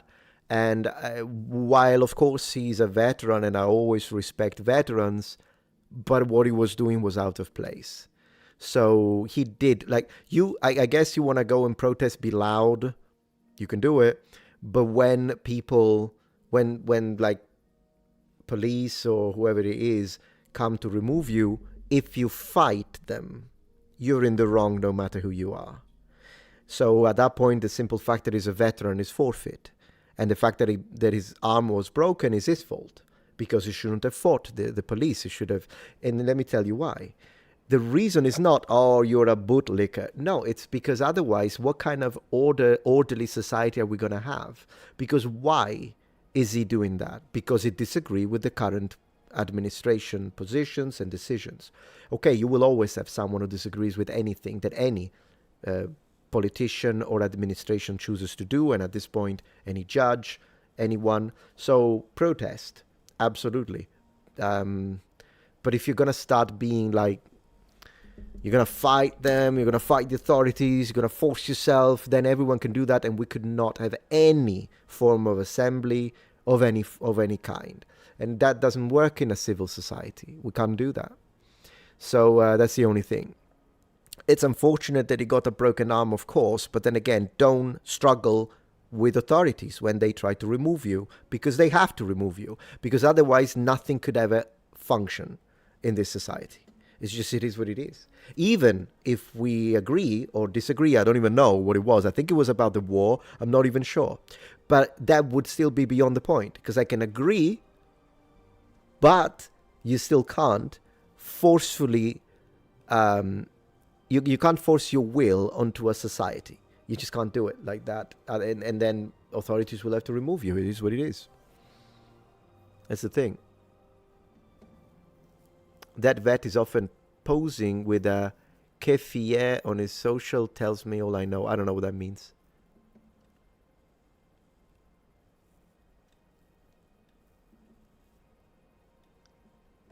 Let's see. Thank you, Lapco.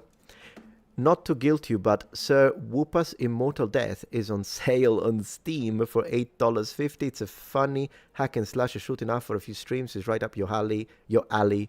Just trust me. I'll check it out. I'll check it out for sure. We'll see if it's the type of game that I would be interested. I have so many games I want to play that I have like a list. I told you right now the one I want, it's going to be Resident Evil Requiem. And that's still full price, I think. So I'll have to look into that.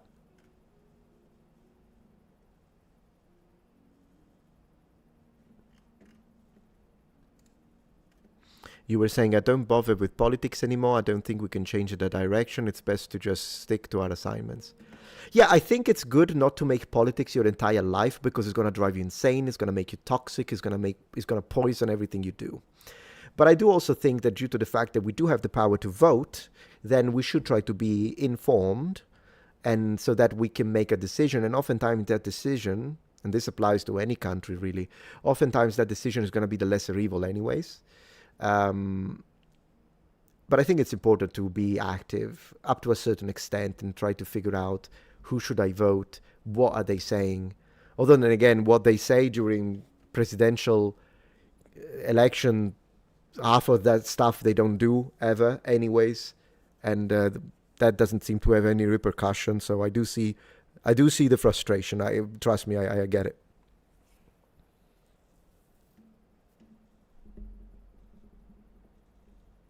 Resident Evil 9 looks insanely good. It really does. It really does. It looks like a very well-made video. Did you ever watch the Manuel Bravo Visualite Rome? No, I never watched it, no. I'll add it to the list.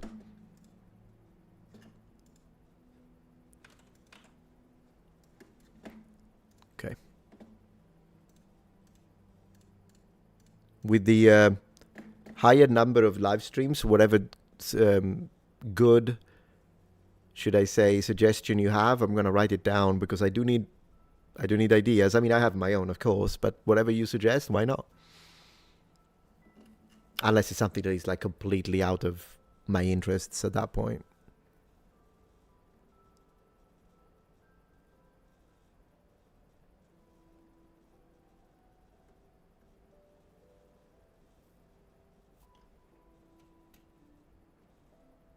Let me see.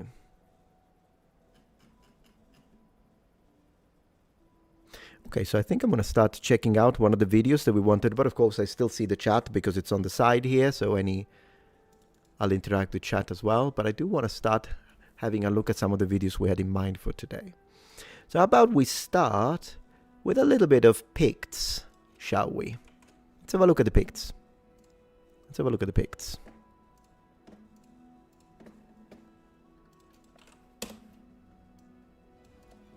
Okay, let's see what we can learn. So let me remove the music. We don't need it anymore. And here we are. Oops, there is a... Let me reload the page here. Can't even see it. Stream is still fine, right? Because I had to reload the page. Oh, yeah. Yeah, it's still good. Okay. All right, let's have a look what we've got.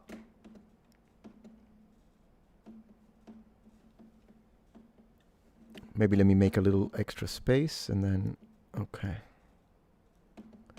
All right, it's already starting strong. This is for those who don't know, this is History Hit. How did these ancient barbarians survive? I appreciate the Roman perspective. Very much appreciated. Very much appreciated. Let's check it out.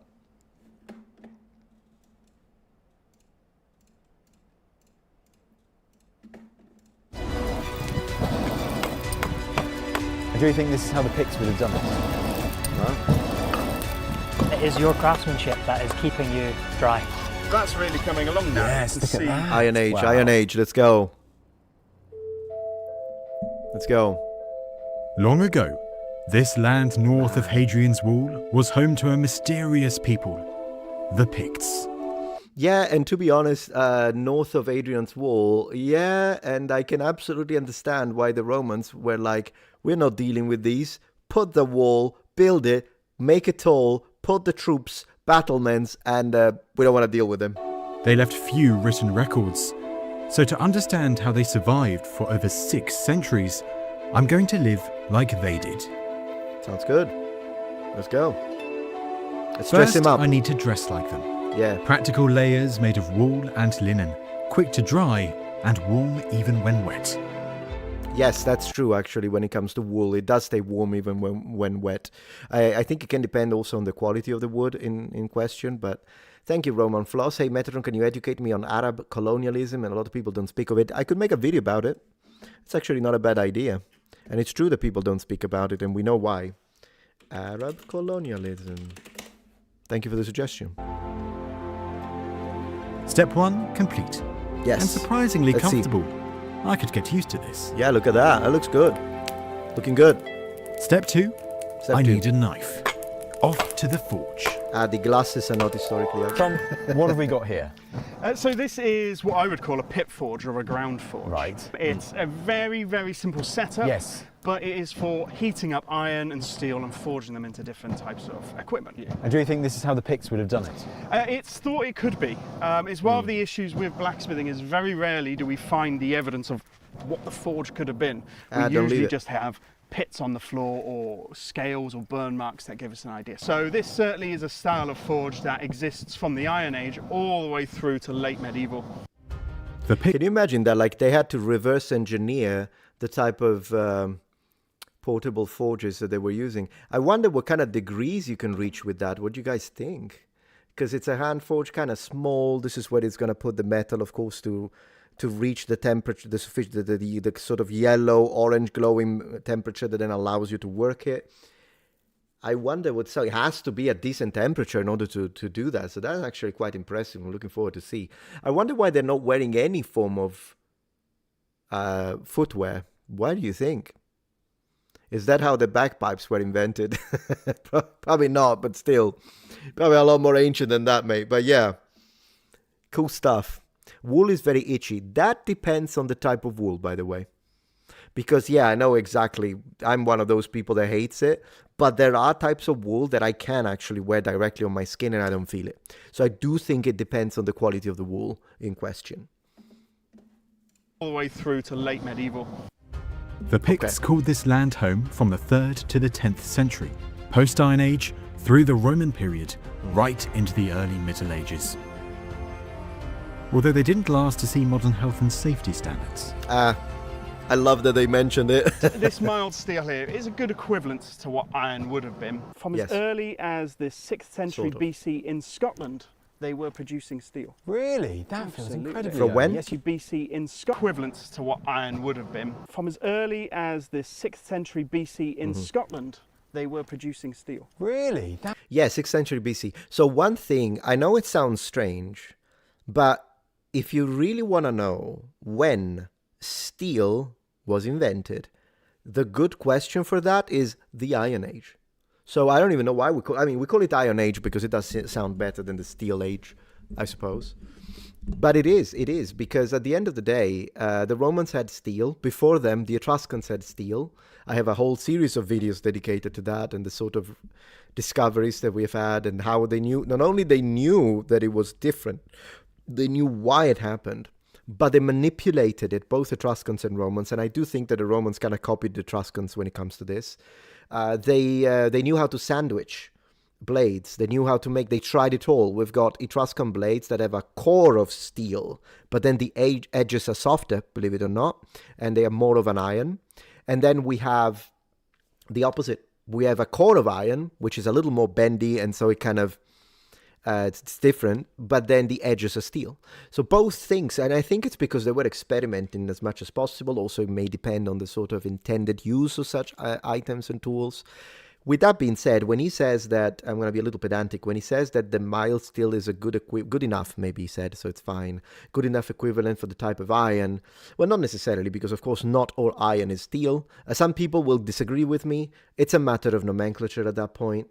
But the reality is that wrought iron was also a thing, but a lot of the tools would have been some form of steel, at least technically.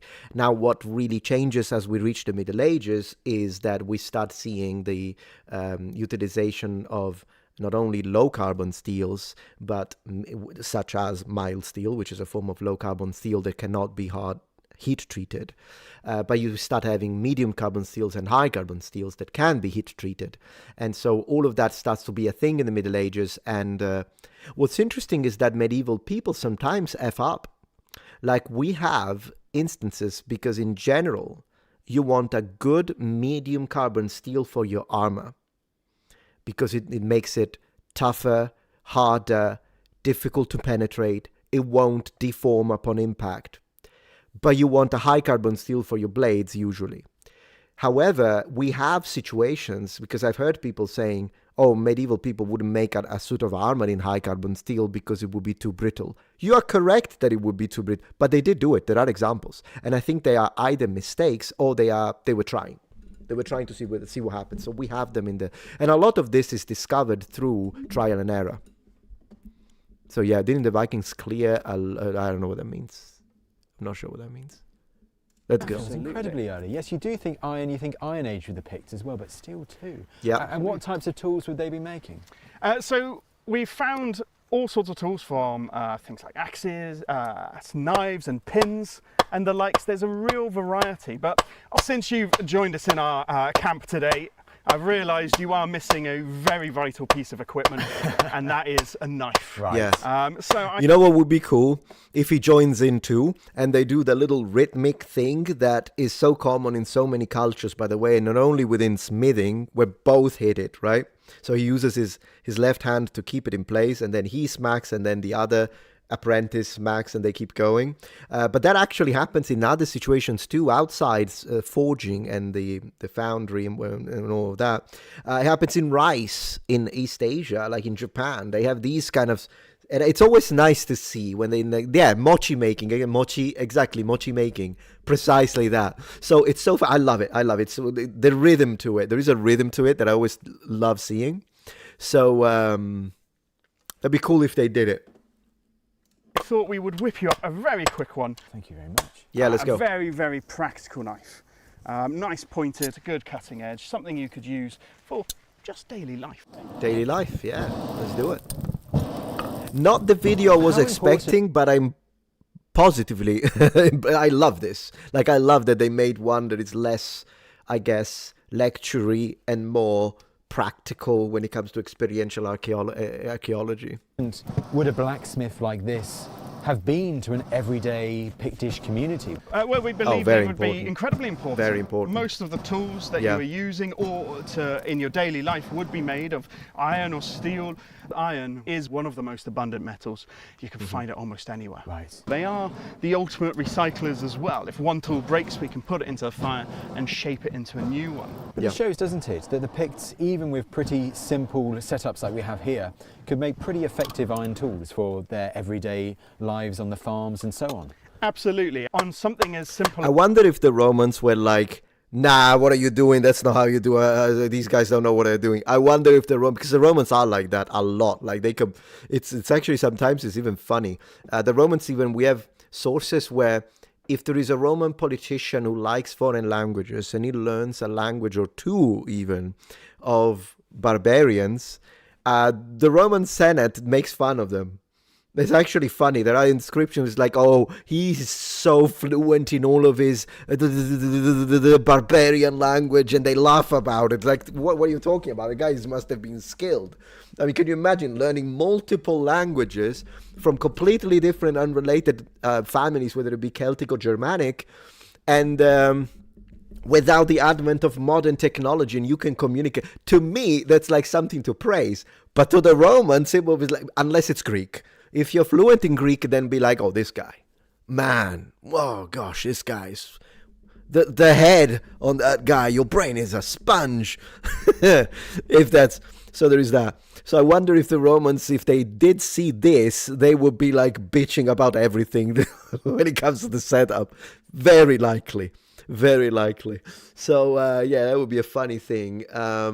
But yeah, please. There's this, I've forged swords, axes, hammers in fairly short order. Spears. Once you add an extra person helping you out, it is just Do it. much quicker. Do it. So I think we're going to do that. I'm going to give you a hammer.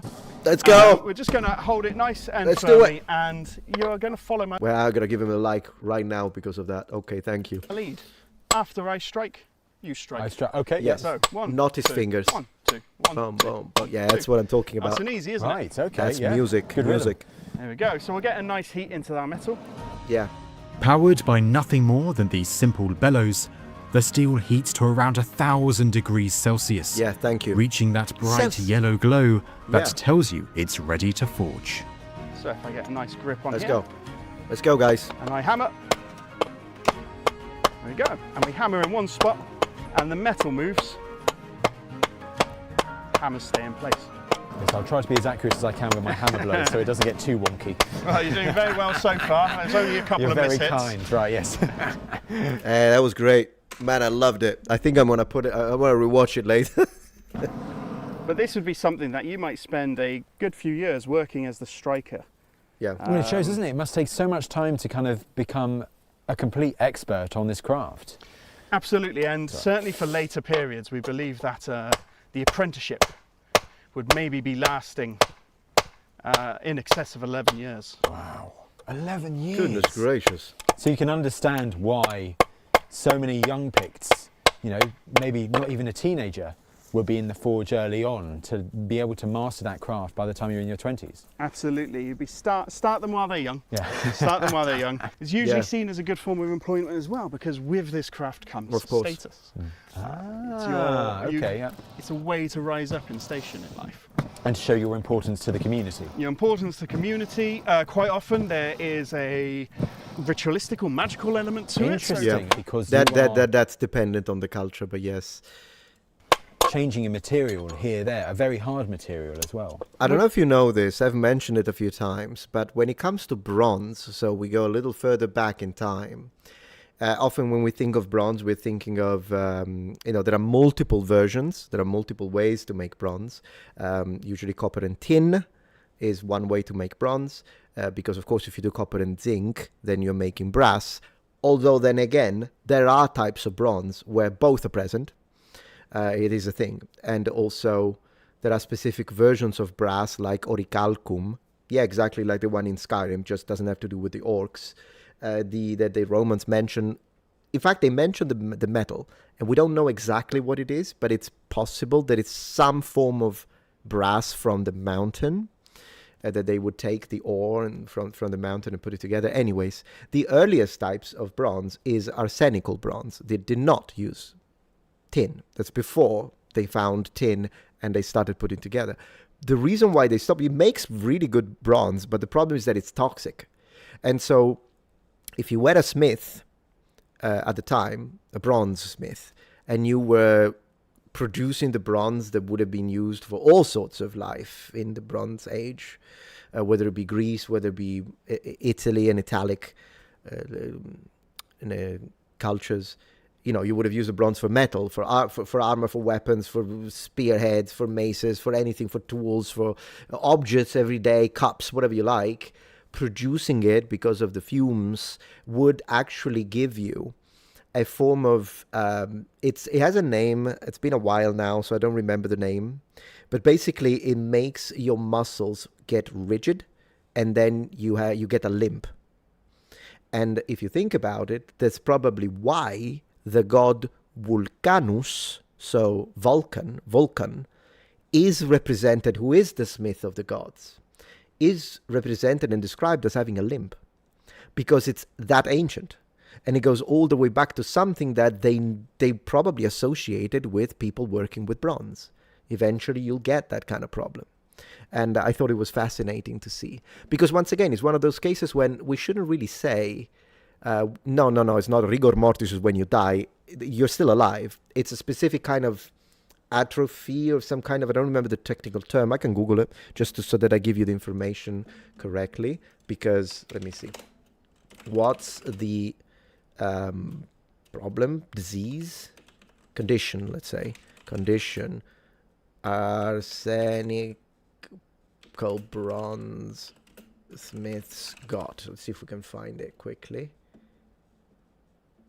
Yeah, okay, I think I found it. So as you can see, let me see. Bronze smiths, particularly early Bronze Age, suffered chronic arsenic poisoning and then peripheral neuropathy.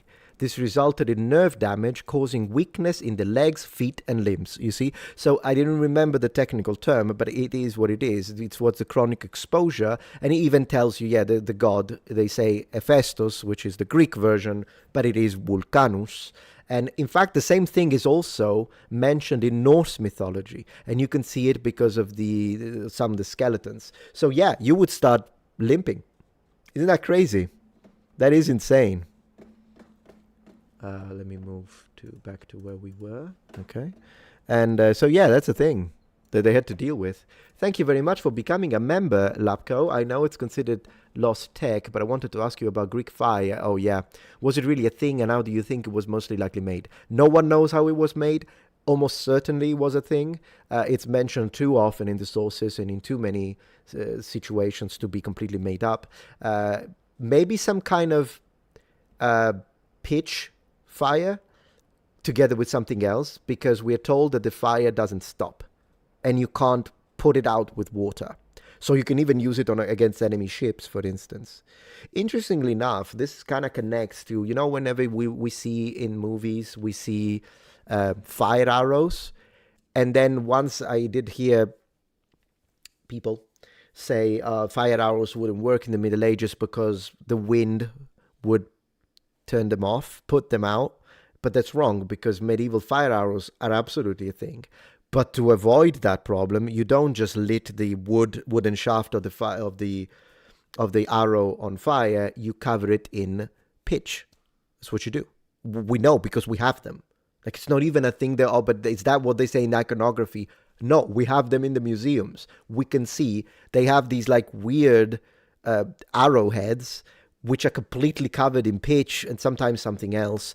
And then when they are, tar, just like tar, exactly. And so whenever they are ignited, you can't put them out, or not easily. You try and step on them, you remove the foot, fire is back on. So it's kind of crazy, but that's a thing. They used, and it is mentioned all over the place. I even have a dedicated video on my 4th channel, Metatron History. I have a whole video where I show you the actual examples. I can show you the museum example now very quickly, but just to give you an idea, we know exactly that they did use them. It's just that I personally doubt that they were used during pitch battle. Probably they were used mostly during sieges, but they were absolutely used. Maybe naval warfare. So medieval fire arrows with tar. Let me see if I can find an image. Let's see. Yeah, maybe here is a reconstruction, but it kind of gives you an idea. So yeah, they would have something around it, you see. And here we see kind of some images, and this one here is another example. I don't know. He recreated them, in fact, because he knows he's great. So yeah, they're a thing. There we go. So all of that would maintain the flame, and you couldn't put it out easily. So it's like medieval people knew what they were doing. They were expensive to make, by the way. So you would have only had a limited amount for your archers. It's not something that you would just mass produce unless you were really, really, really rich. Thank you, Stupid W. If you want reaction suggestions, I always wanted to see your perspective on inspiring philosophy video, The Death of Dialogue. If you're still into what happened with Charlie, of course, I always will be. I know you'd enjoy. I'll check it out. The Death of Dialogue. Yeah, that's an interesting title, and of course, very relevant when it comes to that. Okay, so I think we need to update the members very quickly. And also, I need to say thank you to Anonymouse75 for a membership, for a subscription on Twitch with Prime. Thank you. That one self-updates, so it's going to update very soon. Thank you very much for the support. Okay, back on striking iron, I suppose. With just fire, we can change the properties of the metal. And imagine doing this in a dark room with smoke and sparks, bodies moving about, Valheim. loud noises. I mean, throughout history, there's always been a link with blacksmiths and magic. Yes. To the point that people believed if you were ill, you could go to the blacksmith and he would lie you on his anvil and hammer the illness from your body. Okay, I wouldn't want to do that, but No. how have I been doing so far? Fantastic, absolutely. In time, maybe I could be worthy of a Pictish community. One day, I'm sure, yeah. 11 years down the line. 11 years, exactly. That's astonishing. So that's really coming along now. Yes, you can look at see that. Yeah, you it's can starting start to to really recognise. take that blade shape. Yep. We've got a nice point on it, and I've just got to let that cool down, and then I can work that cold, harden up, sharpen it, and I'll fit it to a handle. But that's cool. the stage when you're out of the fire. That's the forging done. God, that's very impressive. I love this kind of stuff. So this process not only hardens but sharpens the blade. And you're just hitting that fine edge at the moment, That's aren't it, you? yeah. And this Having is one of my different favourites, colour. because you can do this cold and you can really focus where you need to hit. Okay, precision You work. can see we're already getting a very nice straight edge Yes. on there. So you've got a lot of control at this moment. Wow. That's looking very nice. Arthritis, Tom. that's one of the ways to say it, yes. I think that's sharp enough, that's good to go. I think we can start putting the handle on. We're Let's actually go. going to be using a piece of antler. So that's another good example of the Picts using the resources they had available. There would have been lots Of of course. deer in this landscape. Yeah. There would, and I mean, hey, you don't even have to hunt them. They shed their antlers, so that would Yes. be a material readily available for sure. It's a really common material for knife handles. This one, I'll make use of that natural marrow, and it's quite wide. I can see that as long as I get that central, this is just going to slip straight into the antler Fantastic. perfectly. Okay. Just trying to get a nice tight fit. Let's fit it, guys. Let's go. Okay, I think that's done it. Ah, perfect fit. Have a look at that. There you go. Wow. And that has taken us, you mainly, about 20 minutes? Yeah, not very long at all when you just go for it. A simple knife like that, by modern knife maker standards, that will be a fairly poor one. But I've been using ones like that for years for all sorts of different things, and they work. You just have to accept that they just require a bit more maintenance sometimes. I think Yeah. it's quite all right for a peasant like myself. I think it's very fitting for you. Yeah. So this particular knife would be your utility knife. course. Perhaps skinning, butchering animals. It is basically your sheath knife, your belt knife. You've got it with you for whatever might arise.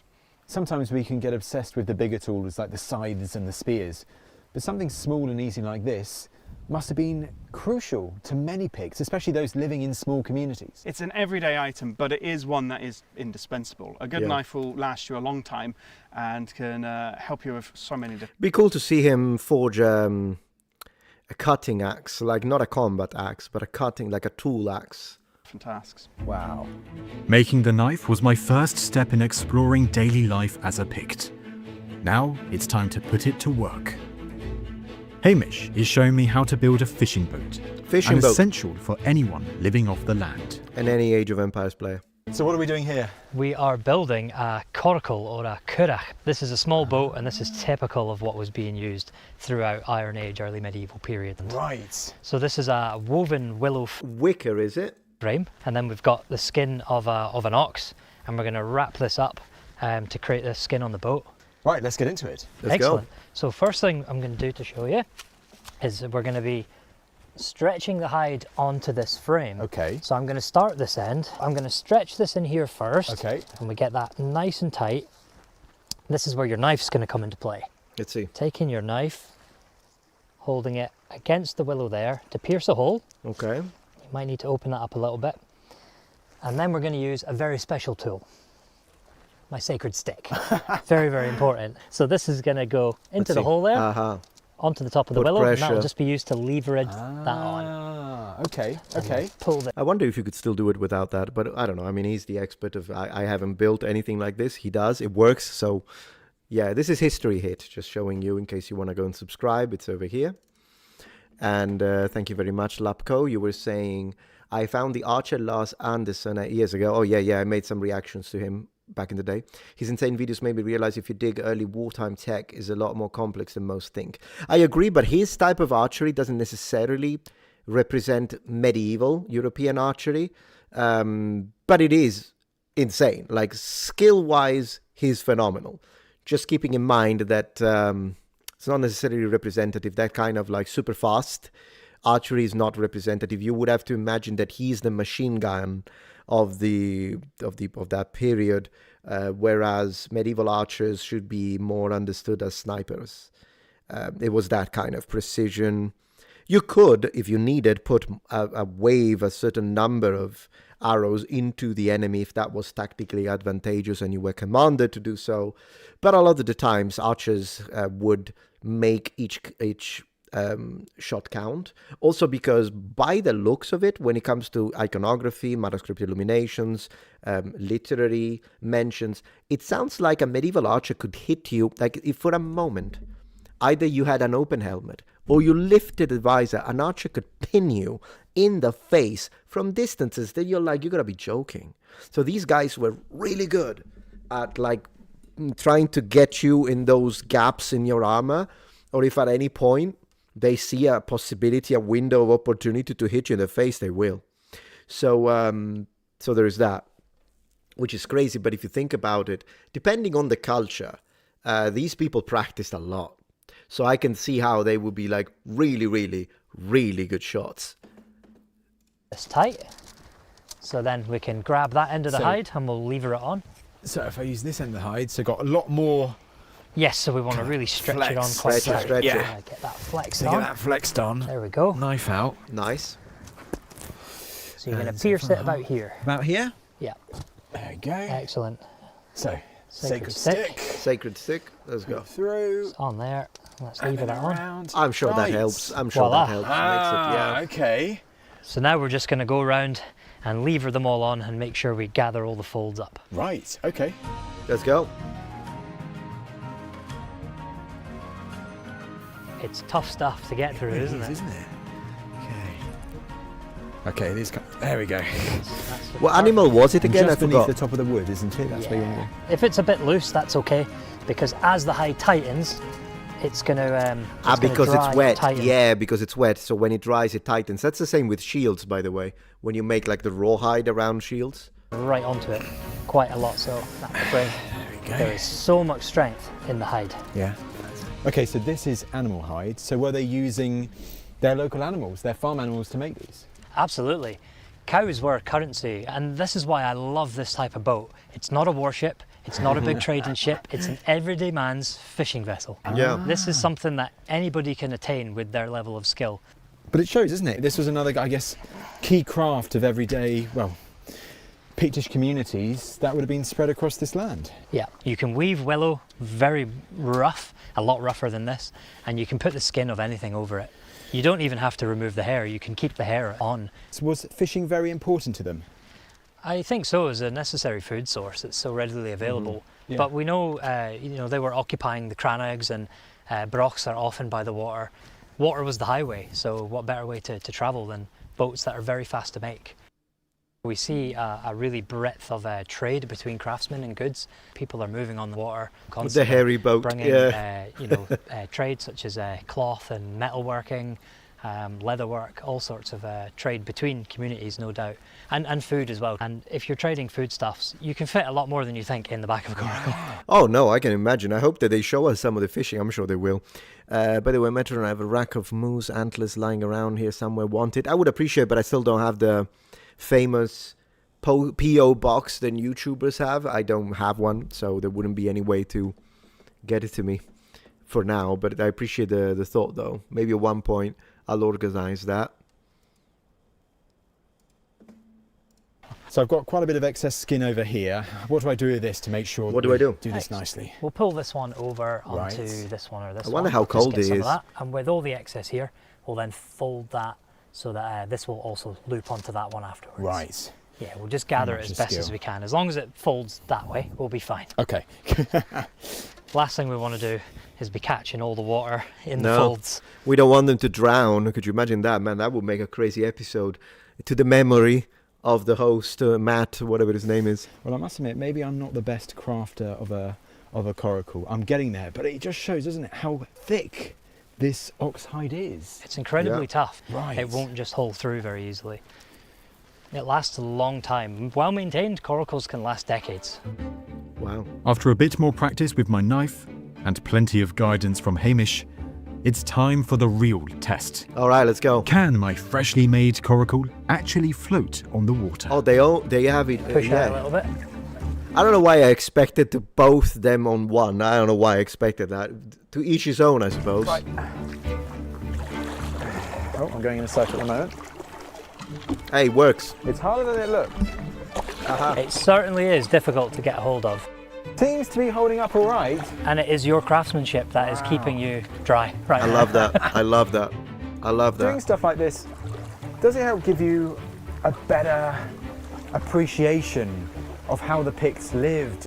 It does, because you can see the amount of effort and resources it takes to provide something like this. It's really good to get into the It actually looks pretty nice. When they were putting it together, it did, but it looks kind of nice. I like it. mindset of people of the time. This is day-to-day life for people. It tells us of their ingenuity. They're able to take the rawest materials and turn them into whatever they need. Whatever they need. Spending a day living like an ancient Pict has taught me one key thing. Life back then demanded real skill and ingenuity. And time. It wasn't just fighting Romans. No. It was problem solving, working as a community. Can you imagine that, though? Cool video. I really liked it. But can you imagine? So you're busy doing all of this, and on top of that, there is a river of iron marching towards us. Then again, the Romans didn't want to mess with them, so I imagine these people must have been really, really tough. It's important to underline, though, that with that being said, generally speaking, the Romans don't really care about that. Like, they could be as tough as they want. But if Rome decides we are not going, generally is because they don't believe that the invasion would, because it has a cost. And if they think that whatever profit they can gain with plunder, conquest, dominance, taxation, all of that kind of stuff, if they don't think that the resources plus the local populations are rich enough to justify, and they think this is going to cost us this amount of money, let's say a factor of 10, but we're only going to get a factor of 3, we're not going to do it. But the fact that they did build a wall means these people were ferocious. So I'm not going to remove that as a thing. It's also that. But even then, the more ferocious and brutal the people are, then the more resources you need to have to justify any involvement of manpower. And so I think that's why the Romans were like, why would we even do this? Just build a freaking wall, keep them outside. You live in your freaking forest and build your little boat. We don't care. What we care about is Wales and all the Cornwall, the section with all the tin mines and the silver mines. That's what we are interested in. And makes sense. Because it makes sense. It's always an economic procedure. There is always a matter of planning. It's not like, I understand Rome was, during the Republic and during the Empire, territory hungry machine, 100%. But there was a logical economic decision. There were factors at play when they chose, okay, but where are we gonna go? And so, hi again from Wales. Hello, I hope your mines are fine. There are the mines the silver mines in Spain. I remember I spent like 2 days just continuously reading about the silver mines in Spain, and the way the presence of Rome has changed, that they mined them so much that their presence left marks, one could even argue scars, onto the geography of the area. Because they went like nuts. They went nuts. So I'm sure there is something like that up to a certain extent also. When it comes to the kind of mines that they exploited in Wales. fascinating. I like the video, really cool. Let's move to the next one. So I'm gonna mark it as watched. Once again, check out the video. There will be a pinned comment. There will be a link in the description, and subscribe to them and all the rest. I'm gonna move to friend of the channel, Jason Kingsley now. That's what I'm gonna check out. So he made a video recently. I watched a little bit. We're gonna watch it together. I haven't watched most of it. So what really happened in a medieval inn? The questions this man has. It's a mine. His head alone is a mine. What was a peasant's day really like? I freaking love the questions that he comes up with. So, how about we check it out and let's see what he's going to teach us about medieval inns, because we all know what an inn is, because, I mean, if you played any role-playing game, it doesn't even matter what kind, Japanese role-playing game, medieval role-playing game, European, it doesn't even matter. We all know what an inn is, but how close is it as a concept to... Because, of course, they existed. They've been existed. We have had inns. Who knows how far back? That is another good question, because definitely there were inns in classical antiquity. Definitely there were inns in the Iron and Bronze Age. How far back can you go? Probably prehistoric, but I wonder how prehistoric. Be fascinating to see. Let's check it out. Medieval inns were... Maybe if I show you, how about that? Man, I'm glad I caught myself this time. Let's go, medieval inns, and of course he's got a lantern. Medieval inns were a really important part of the medieval infrastructure. But what was the average day like in the average medieval inn? Let's find out. Let's find out. Early in the morning. Our day begins well before dawn. If you think about it, the guests are all going to get up at around dawn. If you want to give them fresh bread, takes about 3 hours to make. 3 hours to make. All right, let's examine the shot, because I told you there is something artistic about this. So what has he got? He's got his red... What do you think this is? Wool, probably. Probably wool. Doublet or jacket. He's got a poleaxe, because every man needs a poleaxe. Let's just... don't even try. Poleaxe here. What is this? Can't really see it. Some kind of stick. I know he has his walking sticks. He likes carrying them. This is some kind of horn, maybe. He's got a nice helmet over here. That's some kind of simple sallet. Looking good. Looking good. And I'm covering the window, which in of itself is a beautiful sight. Could you imagine playing D&D with this man in this room? Maybe it's a spear, you say? This one?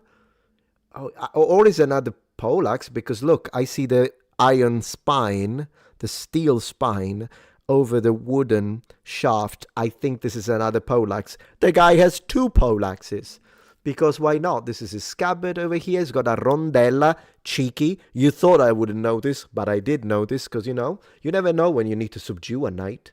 So you're going to need your rondella dagger, of course. So he's got a nice rondella dagger. Some leather goods in here. A tapestry, piece of tapestry. Okay, he's got his wooden chair. I don't know what this is, but I love that he chose whatever it is. Maybe it's his hood. I think this is his wooden hood.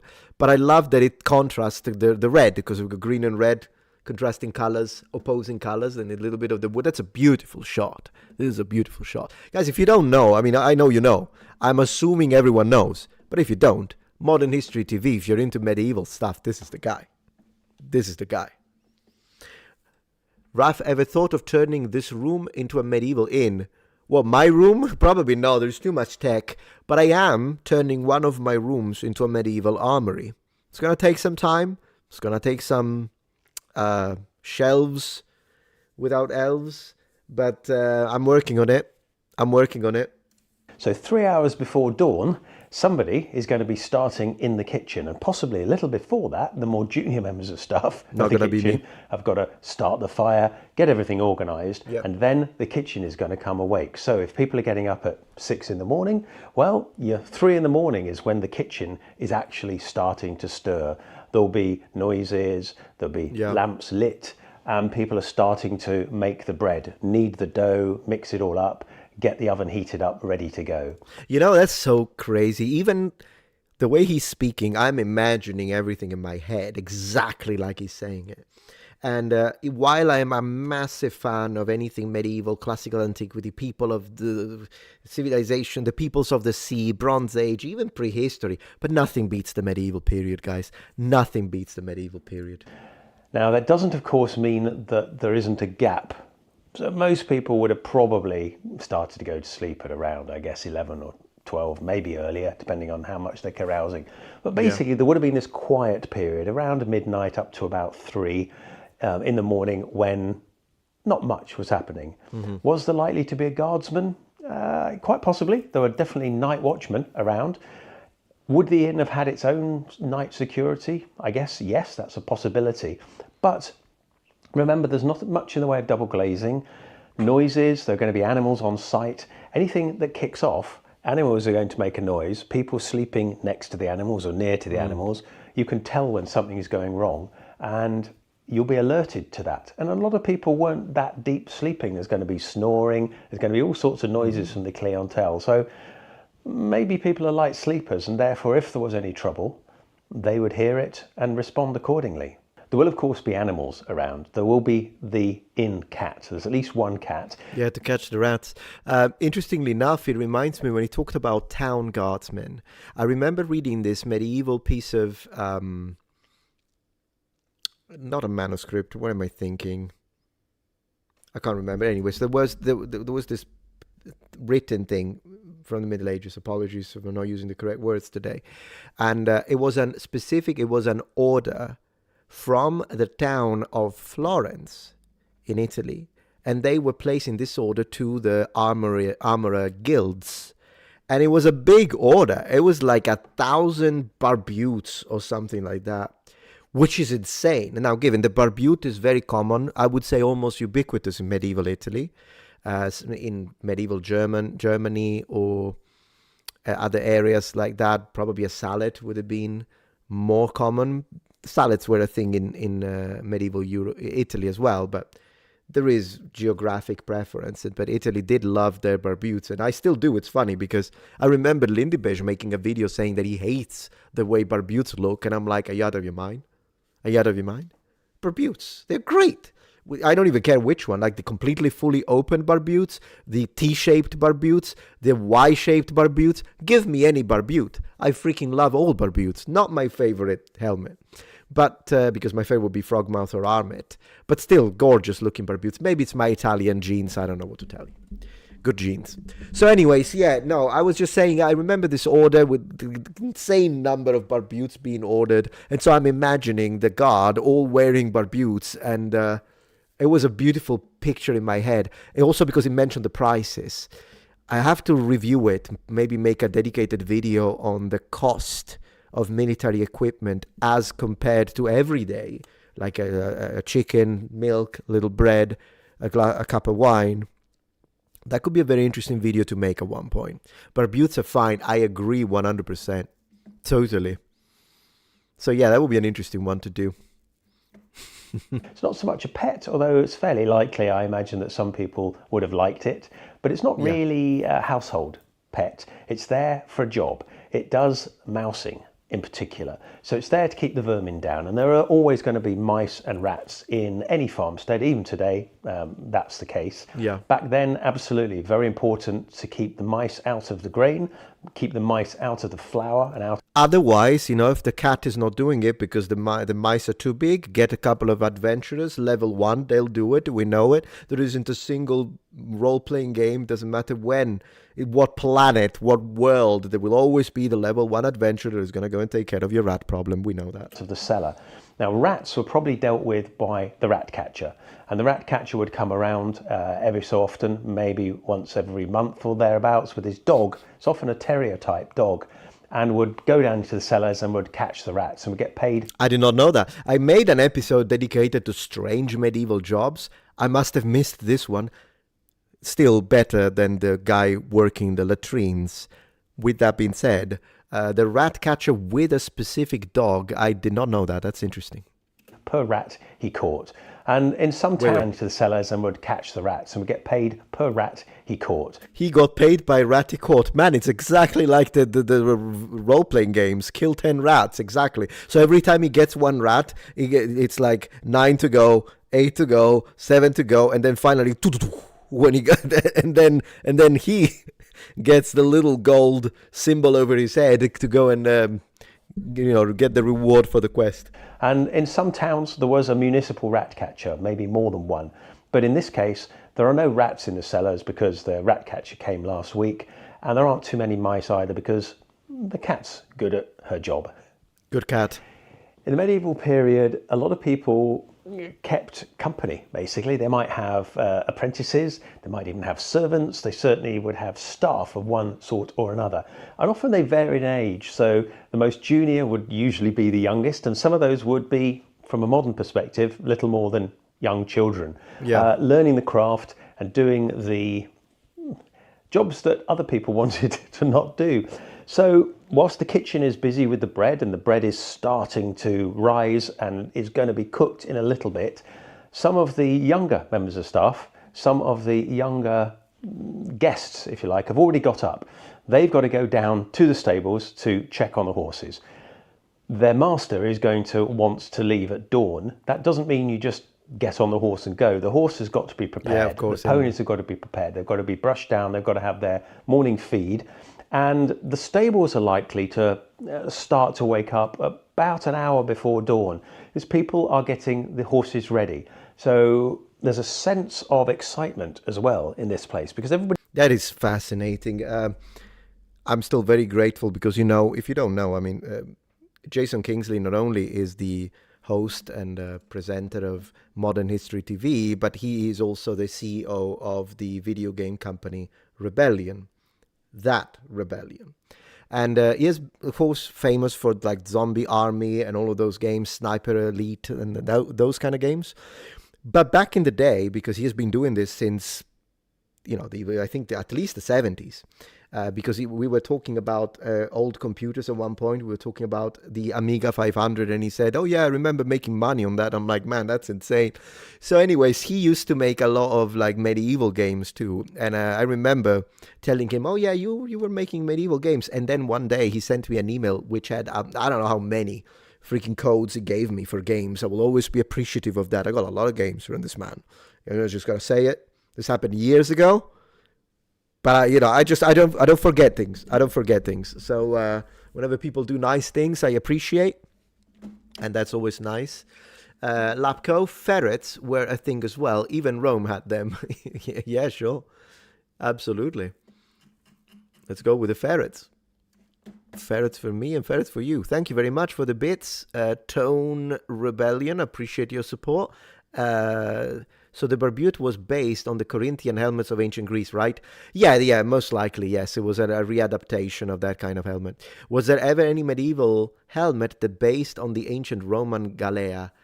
Not that I can think of unless, kinda, but only when you go into Renaissance heroic armor, then you will see something a little bit like that. But I think the idea of the barbute is probably, as you say, kind of developed based off a little bit on the Corinthian, and depending on which barbute we look at, it's such a beautiful helmet. Like I just can't express how much I like barbutes and helmets in general. Really. Let's go. He knows. The horses certainly know, and the ponies and the mules all know that something is happening. They're used to this routine, so they know they're going to get fed. Horses get hungry and they get excited when they get their feed. The feed will vary. Some of them will just get hay. Some of the posher horses might get oats and barley. In some cases, as much grain as a person would eat, of course, or even horse bread. So basically, some of these medieval horses were better fed than Roman legionaries when they were punished. Because Roman legionaries would be fed in grain or wheat. But if you were slacking, or if the general was upset, or your centurion was like, you're not doing your job right, they would give you barley as a form of punishment, which is kind of funny if you think about it. I wouldn't mind a barley cup right now, though. It's a type of bread made with peas in a lot of cases. And so the wealthiest patrons, the one with the white destrier, who's come to stay. That destrier is worth hundreds of thousands of pounds equivalent to today's money, and everybody's terribly impressed. But it's got to be fed a special diet. So he's paid more for this horse to be fed horse bread and oats, and the other horses are all getting excited as well. So there is a sort of shared camaraderie in the stables. You've got the kitchen is doing things, bringing in water and activity happening there. It's still dark, don't forget. And the stables are starting to bustle. There's a kind of a shared camaraderie because a lot of these people are very young and a lot of them are learning their craft. Maybe they know each other. Maybe there's an unofficial kind of, not exactly an organization, but people have traveled the same way. So they have friends and they know what's going on. Imagine the situation though, that the white destrier has lain down in its own poo. It's created a stain. The apprentice knows, the ostler knows it's got to be clean. So they're damping it down and wiping all the stable stain off it because it needs to be dry and it needs to be brushed down again so that it's perfectly presented for the man of nobility to... Yeah. I mean, you got to make the horse presentable. Come on. You know that. 100%. Freaking love this, by the way. I'm mesmerized by the tales. Get on and ride out in the morning. Everybody's very aware of their status and their appearance as well. But nonetheless, the stables are getting busy and it's not even dawn yet. Oh, where are we going? Let's go. As dawn breaks, most people are waking up. The medieval day began with sunrise, ended at sunset. Not quite, but those are your travelling hours, if you like. So more in the summer. If you're travelling at all in the winter, much shorter days. The people that stayed in the posh rooms, the ones that have spent more money than most people, were using the bowl and the jug of water and the cloth to freshen up, hands, faces, other bits and pieces, getting ready for the journey ahead. I wonder where he's filming this. I wonder if he went to a specific place. Because, I mean, there are plenty of places like this in England, or in Italy, for that matter, where buildings look exactly like they look medieval. You could film in it, and I've done it myself a few times. Or I wonder if this is part of his property, because he does own quite a bit of land and a lot of horses, for those who don't know. So whenever he speaks about horses, it's direct personal experience. This man rides horses in armor, and he has a lot of experience. He buys horses. He told me once that he ordered a horse from Spain at one point. I think it was, can you imagine that? Like, never mind you saying, oh, you know me, I Amazon Prime. This guy Amazon Primed a horse. This is why it's a different level. Anyways, I really like the combination of blue and red. I used not to like it. I don't know why, but it grew on me. And now, depending on the hue, I'm very fond of it. Most people would have stayed in the common room though, and they will be getting up from a corner they found themselves, or lying on a bench, or some kind of blankets they've arranged in the common room, coughing, spluttering, blowing their noses, all sorts of things that a bulk of people will do when they've all stayed in one area. Some of them may be using potentially a communal bowl of water for freshening up. Others possibly won't bother this time, or maybe they'll do that in a stream somewhere on their journey. Stream or a river. Also, bathhouses were a thing in the Middle Ages. So when you played KCD, and which is littered with bathhouses, but so was the medieval period. This idea that medieval people were constantly filthy and living in mud is nonsense, because at the end of the day, why would it be so?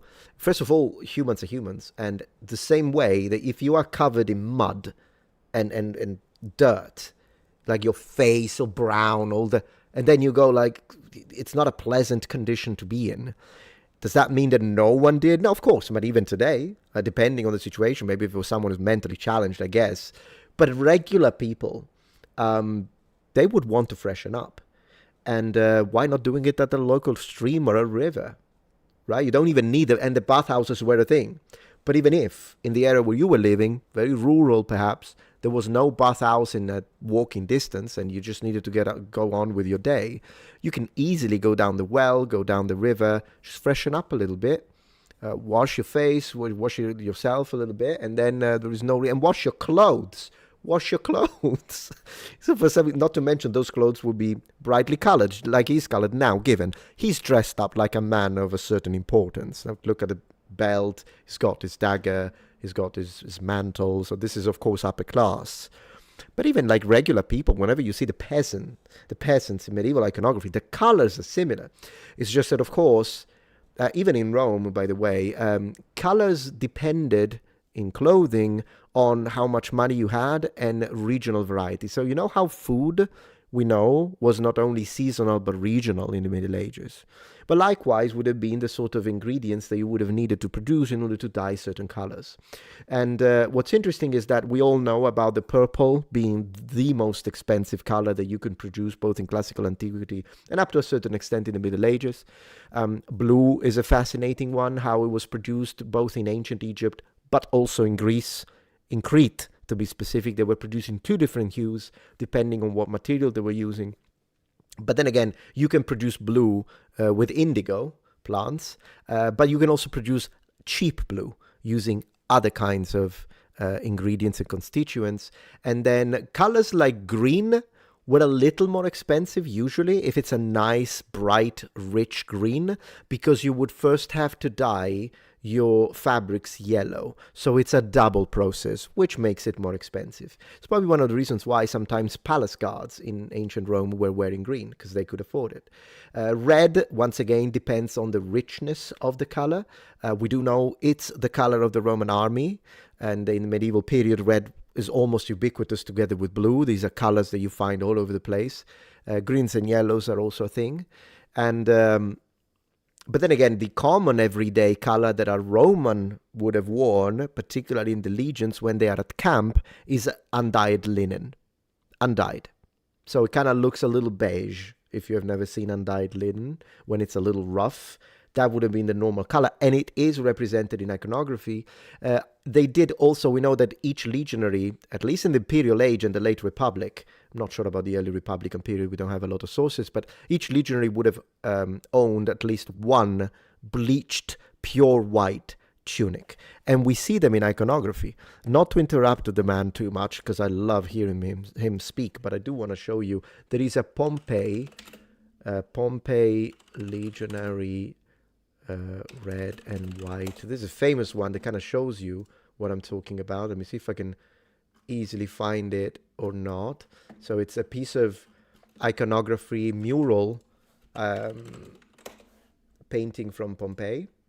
Let me see if I'm lucky enough to find it quickly. If not, we'll have to look for it later because I don't want to interrupt. Let me see if I can find it. Roman legionary. Let's see. Mural, I guess. Maybe. Yeah, I didn't find the one I wanted, so I'll have to look for it later. But then again, even if this is a little late, it's kind of a different period that I was talking about. But anyways, the white tunics are a thing. The white tunics, as you can see, are a thing. And there is this other, even here, this man is wearing a white tunic. This man is wearing a red tunic.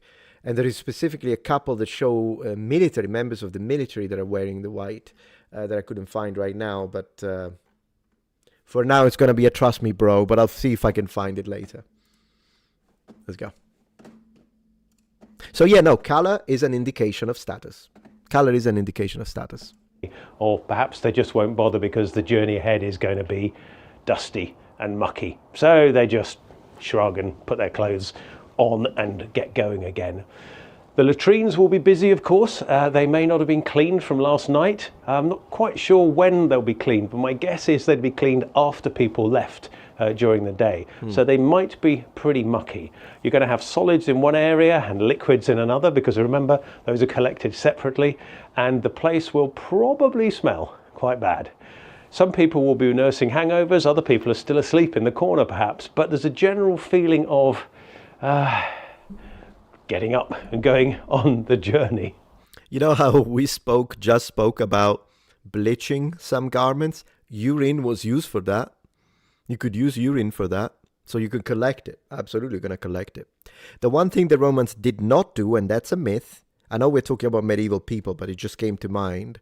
They did not use urine to brush their teeth. That's nonsense. Absolutely. And there are so many channels that repeat this myth. It pisses me off every time. So let me just take a moment. Absolutely not. the only times that it is mentioned that someone did do that to clean their teeth, it is mentioned in at least 3 authors that I can remember, is because the Romans are making fun of that practice, which was a practice of, allegedly, of some barbarians. So it's not a Roman thing at all. They're making fun of it. They think it's gross, as you would expect. Of course, we don't know if they are making it up. If it's true that they actually did do that in that whatever barbarian society, we can't really know. But one thing we do know is that the Romans did not do it. It's the ammonia, yeah. It's the ammonia you use. It as a byproduct, yeah, for that kind of stuff, yeah. Medieval breakfast was quite an important meal, but at an inn it's likely to have been fairly simple. Even if you paid a lot of money, I'll take it. Unlikely to have, for example, porridge with cinnamon in it. Cinnamon was very expensive. At the very best inns you might get something like that, but that would have been a very dramatic additional cost. So porridge, hot bread, because bread has just been baked and is ready for you. It's probably going to be whole bread, by the way. And that would have been lovely. The smell would have filled the area. Yeah, everybody would have been looking forward to the hot bread. Me too. Would have been water as well, water to drink. The inn has its own good water supply, a well, so that is fairly plentiful. Might even be some ale left over from the last night.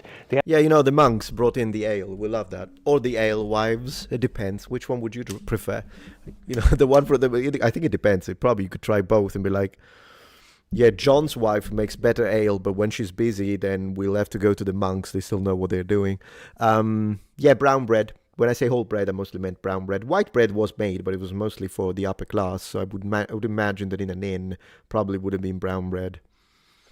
But you know what? We bake bread in this house. Well, we, meaning my wife does. She bakes usually sourdough, although she experiments with other things sometimes. But at least once every 3 days, we'll get a new freshly made, homemade sourdough. And man, we even her dad said after he tried the bread she makes, and she's really good, he was like, I can't buy the bread from the store anymore. And I absolutely understand 100%, particularly when it's like nice and warm and then you put salted butter on it. I don't know what to tell you guys. I'm a simple man. Give me a little bit of bread with olive oil. Splendid. Wife hasn't made a batch yet, so it might have all been drunk, but there might be some left. And if it's not drunk within a couple of days, it has to be thrown away. So maybe that was encouraged as well.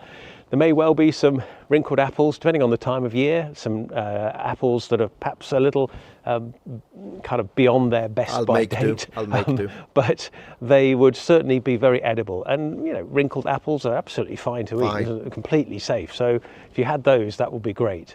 So cheese, porridge, bread, and fresh water. The sun is now fully up over the horizon, but the courtyard itself is still very much in shadow. Remember, these things were quite sort of small scale, and the buildings are quite tall, so the courtyard itself is still going to be quite cold and covered in shadow. But there is a sense of excitement because people are going on the next step of their journey. Some people are saying their goodbyes to people, talking about when they're going to meet up next. Other people are concluding deals, maybe paying for things and exchanging goods. People are packing the ponies for transport, getting on their posh horses and maybe showing off their new steed. And generally there's going to be a sense of onward progression. The gates would be opened and most people are going to be travelling roughly, well, they'll start their journey at roughly the same time. Medieval people like to travel in groups. It might be for safety perhaps in some parts of the world, but generally speaking, I think it's because they all set off at roughly the same time from the same place. So if you're traveling from this inn to the next inn and you're going at roughly the same pace and you are with the same people, you're going to travel with them in a group, really. Simpler life, but sometimes we're like... The other day I was watching this episode by History Hit, and it was about like these long houses built by the Norse, specifically in Iceland, as they populated that area. And I imagined it for a moment, like maybe let's not imagine like the deep, severe northern winter, but let's imagine like during spring. And then you wake up in the morning and inside one of these long houses, or perhaps in like a medieval inn, and you know, there's no nonsense, all all the nonsense and the Redditors and the blue sky and the people and stupidity and the TV and the screen and the noises and the cars and the pollution and the nothing, all gone. You just wake up, hear the animals a little bit, hear the birds, a little bit of people walking, talking, get out, see Iceland, guys. Iceland. Like, you see that incredible space when you look at it. It's nothing. It's just you and God's country. Or even in a medieval place, you see like the medieval inn and then you leave. And sometimes I think like we need that to recharge our batteries, because that's how we lived for the majority of our existence on this planet. And modern life is very artificial, very unnatural, and I don't think we've had enough time to get used to it as a species. And I think that a lot of the stress and a lot of the frustration that we get and the weight could be lifted if we spent like maybe a couple of weeks in a very natural environment, which is exactly the way we were brought up as a, when it comes to our ancestors, with like tens of thousands, even longer if you had the Stone Age. So, and just leave the freaking phone. Stop doom scrolling, wasting your time, being addicted to everything. Eat the good food. Yeah, no, I definitely have to make it into an activity of sorts sometimes. So the whole place is going to be buzzing with excitement and grumpiness, because some people are going to be nursing filthy hangovers as well. That's me. Other people are a bit disappointed. People may be deciding they're not going to go just yet. They're going to stay at the inn, perhaps. Generally, after a kind of everybody leaves in one group, they all sort of go, and then there's going to descend on the inn a sort of strange quietness, because all that bustle and hustle, the only people left behind are the permanent residents of the inn, the innkeeper, the staff, and a few recalcitrant travellers that are still tucked up in bed and haven't decided to go on for their journey. They're just too ill. But that might be few and far between. The cleaning now begins, because all the patrons have left. So the first thing that's going to be tidied up is all the dung that is going to be left behind from all the horses, mules, donkeys, ponies, whatever it might be. The creatures are going to have left clear. You might think that this is obvious, but is it? Because I think everyone now imagines medieval towns as a place where animal dung, whatever it is, all forms of dirt is just left there to pile up.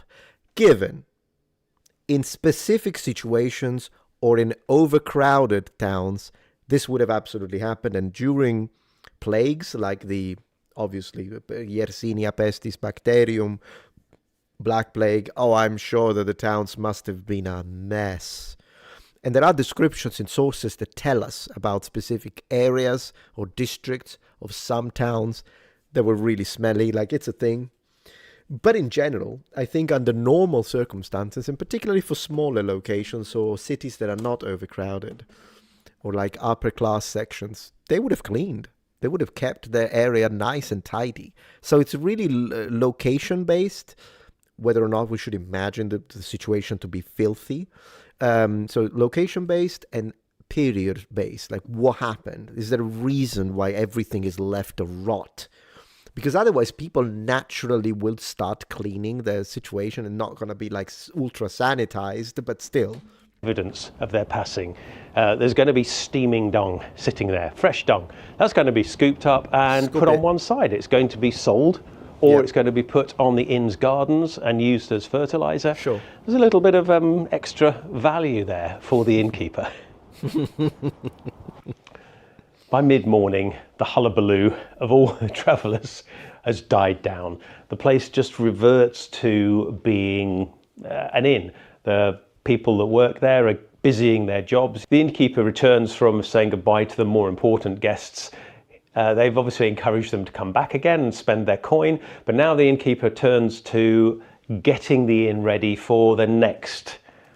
Why does this look like he's going to give us a quest? Literally is going to give us a quest, 100%. And if you try and steal this, it's game over. You can reload.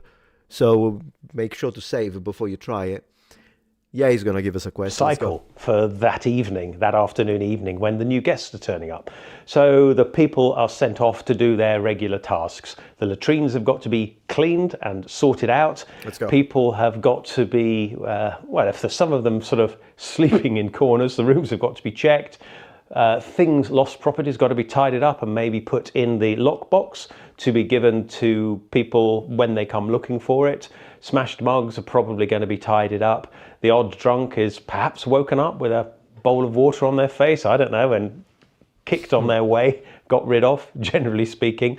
And the money is counted. Money is counted, the books are entered, because that's very important. Bookkeeping was done physically, pen and ink. Perhaps a scrivener themselves would come in mid-morning to actually account Tally, for yeah. all the expenses of the inn.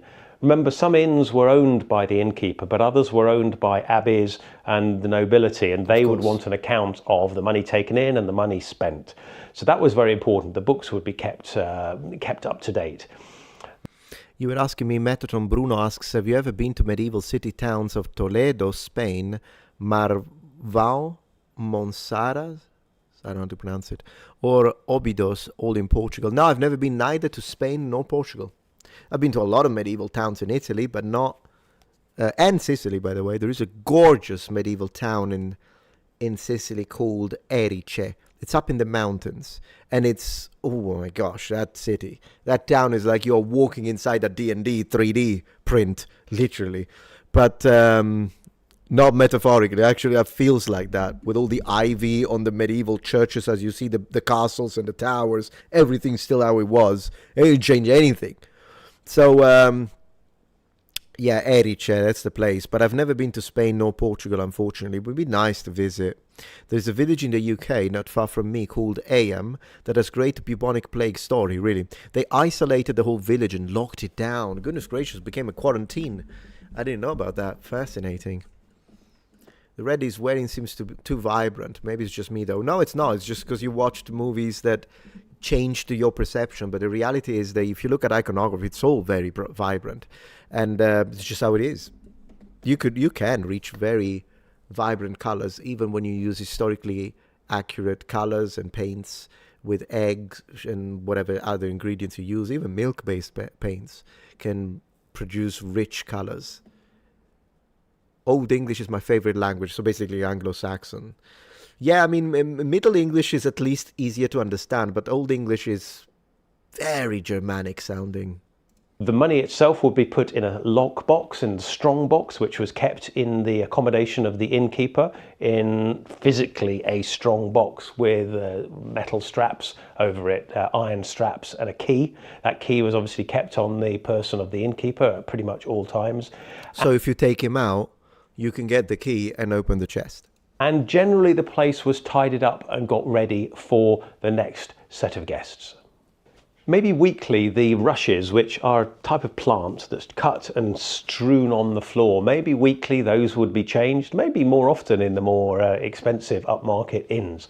But generally speaking, I think it's likely it was more or less weekly. They'd be swept up, put into wheelbarrows, taken to the midden pile, taken to rot down and to be used again. Very little in the medieval era was actually discarded. There were no municipal tips as such. There were middens, there were rubbish pits for broken things, but generally speaking, anything that could be reused or recycled, of course, not specifically recycled in the way we understand it today, but could have a use further, would be kept, would not be discarded entirely. Things were burnt, things were put in piles, things would have rotted down. And you know what's interesting about that is that we might think, man, we throw away everything.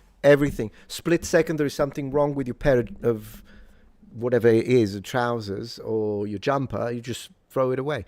Not only they didn't do that in the Middle Ages because they would repair stuff. For a lot of stuff that we throw away, they would just repair it. Repair. We don't just, even you like go to IKEA, the split second there is a little thing smidge on a table, you just replace it. We replace and throw away. That's our society, and it's built that way on purpose, because if you do that, then companies keep selling, and they try to convince you that your perfectly viable TV, for whatever the heck reason, needs to be replaced because, I mean, look at the new one, it's more curved. And but then again, this is not necessarily a difference between the Middle Ages or the past and the modern period. It's a difference between now and our grandparents. We don't even need to go back to the Middle Ages. Our grandparents repaired everything: socks, jumpers, trousers, whatever kind of your coat. Oh yeah, I'll fix the coat. I'll knit it. Shoes even. Or you would go to the shoemaker. It's mostly completely gone as a profession now. In Sicily, you still have it sometimes. Believe it or not, I don't know how. But in Sicily, they still have shoemaker little shops somehow. And then the other thing that I saw, I remember growing up seeing those. And then one thing that they still have is tailors. So you can go to these family-run tailors. And believe it or not, there were a couple of tailors that I would go to when I was in Sicily, particularly the time of my channel when I was wearing armor and medieval clothing a lot. And so sometimes it would tear. And so I would take it to be repaired to these people, and they would repair it for me. They even asked me, like, wow, this is beautiful, they would tell me. I still remember that. Like, where did you get that? Like, whether it be a doublet, whether it be even something Japanese sometimes. But then they would stitch it up, put it back on. Oh, the button is gone, let's do it again. And yeah, so that's the thing. I think it's because as an island, it tends to be a bit more traditionally conservative from a linguistic perspective and from a cultural perspective, kind of stick to things done in a certain way. You can see this even in the language spoken, because my regional variety, Sicilian, we do speak Italian, but we also speak Sicilian, which is it's a dialect, but it is a regional language. I don't even care to call it a dialect. We do in Italian, we say I dialetti, but it is its own language, really. And at the end of the day, what is a dialect if not a language without a navy and an army to back it up? That's really the difference. That's a distinction. It's purely social. It's social linguistics with politics. It's not really, there is a reason to call something a dialect instead of a language. And even if you said maybe it's mutual intelligibility, but good luck understanding Sardinian, even if you're a native Italian speaker, at this point it's easier to understand Castilian Spanish.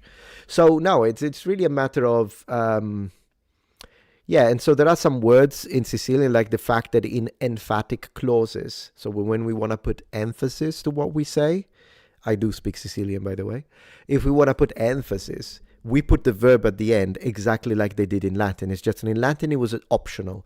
So you could do it either way. In Sicilian, we only do it for emphasis. But we are Sicilian, so we emphasize everything. So we do tend to do it a lot.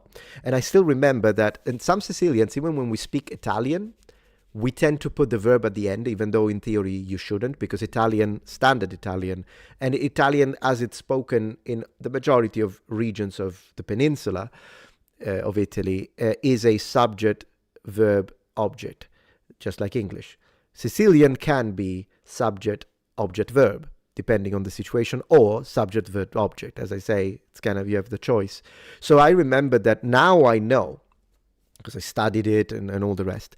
But when I was a teenager, I didn't know that putting the verb at the end was a Sicilian insular thing. I just thought that's how you speak Italian. And then whenever I would watch a show and it was in standard Italian and they would never do it, I didn't notice. I just assumed, because I could also do it the other way. And so to me, it was like, whatever. But then when I moved to Italy, meaning because Sicily's still Italy, but when I moved to mainland Italy, and then sometimes it would come out that I would say something and I would put the verb at the end. Everyone would be like, oh, you put the verb at the end, the Sicilian, immediately. Not in a bad way. They thought it was charming. And I was like, why, you guys don't do that? I'm like, no, you guys do it. I'm like, well, we and the Romans, give me that one at least. Give me that one. Come on.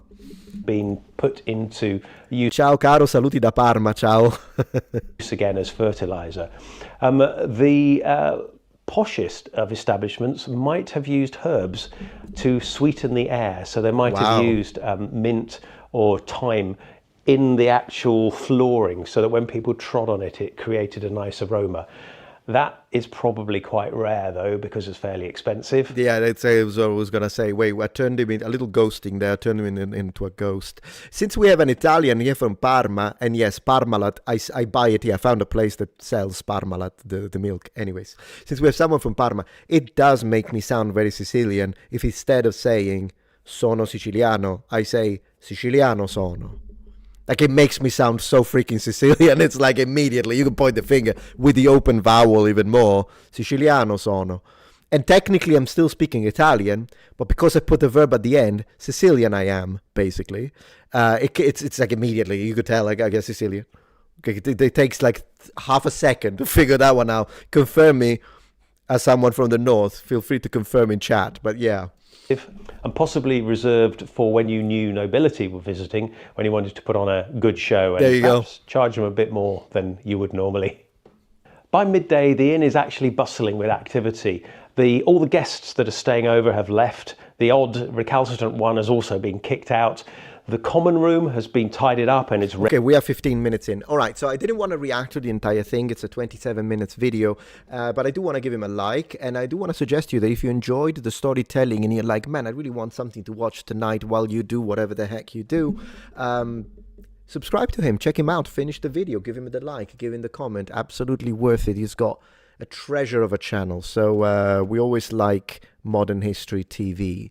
I think it's also a good opportunity to move to the next topic. So we're going to move. I'm just going to mark it that we did have a look at it. It was really fun. How about we talk a little bit about Irish potato famine? I want to see, and you'll help me figure this out. I'm really curious to see your opinion, but I found... Hold on a minute there. Hold your horses. So I found this channel, and I'm curious to see if this is something on the lines of sort of a little bit like oversimplified, if you will. And the channel is called, I haven't watched any of their videos, by the way, so I haven't got a clue if we're going to like it or not. But the channel is called Extra History. It has 4.5 million subscribers, massive channel, very successful. And if you see the art, I'm kind of covering it now, but if you look at this thumbnail, for instance, this one here, I mean, the art looks really nice. And it's a lot... It's very historical, and at least in the topics. Now, given we're not, for those who kind of use this as a term of complaint or critique when it comes to like oversimplified, and they're like, oh, but they're not perfectly historically correct, or it's too simple. Well, first and foremost, it's in the freaking name, so come on. Oversimplified, I'm not expecting a deep dive. But at the same time, this is entertainment. We're watching it for entertainment. So I'm not expecting, I'm not going to be too pedantic about it. I mean, I'll try at least. I do want to say thank you to Lapcode92 for the $5 on Rumble. We have a small town in Oklahoma named Sulphur. Sulphur! It smells like sulfur because of mineral springs. It's actually a nice nature area if you get used to it. It reminds me of a small town near Naples called Pozzuoli from the ancient Puteoli. They have what we call Solfatara, which is once again an open sulfur section where, and it's the entire town smells like it. Yeah, it actually smells like overcooked eggs. If you have never smelled sulfur, that's what it smells like, overcooked eggs. But yeah, so we have something like that, and the Romans were aware of the place as well. It's mentioned in the sources. I repair my own clothes and make everything that I can. That's wonderful, cold jungle. You kind of overcooked. Yeah, do you remember the game Overcooked? If you aren't pedantic, is it really Metatron?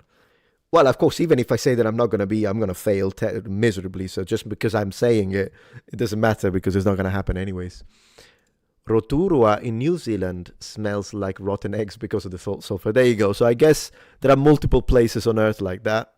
And yeah, get him on the panel. Oh, absolutely. It would be great to have him if we had like an episode about medieval history. So this is 53 minutes long. Not going to watch the whole thing. Let's do this as a little bit of a demo. Let's see if we like it. And let's get started.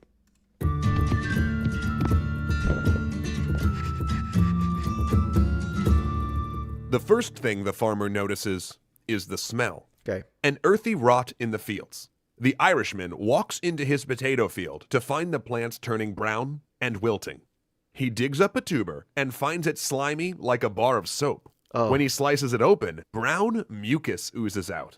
The whole crop is the same. It'll be a hungry year, but he will survive. Because this isn't Ireland in the famine year of 1845. It's the United States 2 years earlier.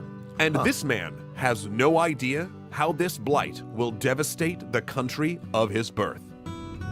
But before we continue, Pretty good drawings and nice succession as well. of Today's new historical tale, we'd like to take a moment to thank our patrons Thank over you. on Patreon, who Thank not you. only help make all of our videos possible, but who also vote on topics we cover, like they did with this extra history complete on the Irish potato famine you're watching right now. To learn how you can vote on the shows we make, click the link below. He sounds like Tectone, doesn't he? He kind of sounds like Tectone. Let me hear the link down below again, line. And also their Patreon, of course. On the Irish potato famine you're watching right now. To learn how you can vote on the shows we make, click the link below. Click the link below. Like, no, I didn't do it right. Below. I can't do it. Anyways, it sounds like Tectone. Let's go. Isle of Blight. The Irish potato famine ranks as one of Europe's worst agricultural disasters. Yeah. An event so momentous that it not only defined a generation, it scattered a people to the winds. When the blight arrived in 1845, Ireland had a population of 8.2 million. Within a decade, though, a third of it was gone. Around 1.1 million died from starvation and disease, while 2 million emigrated abroad. A little bit, not too much, but I'm gonna do it. I have to do it because it's gonna bug me the entire time. Tectone. I need to see if it's just in my head, guys. I'm not saying 100%, but a little bit. I need to see. All right. Whatever. Anything. This. Formal apology. Let me hear. Turkey Tom was accused of sexual assault. Man, light topic I chose. Maybe let's choose a lighter one. Although then again, that was wrong. 100 racist. Let's go. XQC. Let me see something else. Let me see. I'm gonna find one. I miss these days. This. I've been requested to watch this since this video came out. I don't know how much I'm going to interrupt it. I don't know how much I'm going to react. Actually, you know what? Strike that. Emigration isn't the right word. it was flight. Give it as much as I can. I've been told this video has a very good message, and I kind of want to weigh in. So let's get into it. Plain and simple. An evacuation. A little bit. You gotta give it to me. Not exactly, but a little bit. Yeah, Tectone is a little deeper, but that could be the microphone. It's kind of similar tone. Yeah, kind of similar tone. Anyways, thank you, Tectone. Appreciate for your support.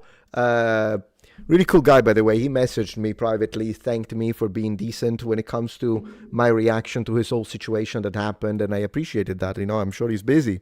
So, cool guy. Let's continue. The height of the famine years, when children's mouths were stained green from eating grass, and dogs scavenged graveyards. Wow. People brawled on the docks for space aboard the overcrowded vessels.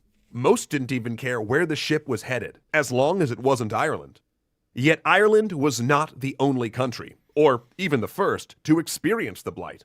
The fungus responsible emerged in the United States in 1843. Hitching a ride to Europe. Oh, I'm going to read that. 1 second. I'm going to read that. The fungus responsible. Okay, so P. infestans is actually a fungus-like microorganism called an oomycete. Oomycete? I don't know. Or water mold. I'll go with that one. Victorians thought it was a fungus. Oh, I see. So when they were reading yeah, it makes sense. I mean, Victorians always get everything wrong anyways. Emerged in the United States in 1843. Hitching a ride to Europe in cargo holds. Farmers attempting to strengthen European potato strains may have even accidentally imported it when they crossbred their potatoes with American stock. And strengthened by a rainy summer and carried by the wind, the fungus stormed the continent. During the summer of 1845, news of the blight filled European newspapers. Belgium had lost 87% of its potato crop. Flanders, 92%. Holland lost 70%. What a Germany and disaster. France got off relatively light, only losing a fifth of their harvest. So they still have the, what is it, Kartoffeln? Kartoffeln, I think is the only word I know in German. Kartoffeln. Warum? I know too. Du bist kein Deutscher, du bist ein Schwein. Rumors of starvation leaked out of Russia and Poland, while English farmers saw similar devastation. governments prepared for a season of hunger and instability. The potato, after all, was the staple diet of Europe's emerging industrial working class. This miracle plant, Not in the south, but yeah. imported from Peru, could produce 2 to 4 times more calories per acre than grain. Yeah. Cheap and easy to prepare. I love potatoes. What about you? What's your favorite way of eating potatoes? For me, but really there isn't a way they don't taste good. Literally, you could boil them in water and put a little onion. Great. What else? For me, fried. You gotta fry them. McDonald's. I don't even care. It's the best fry ever. McDonald's fry.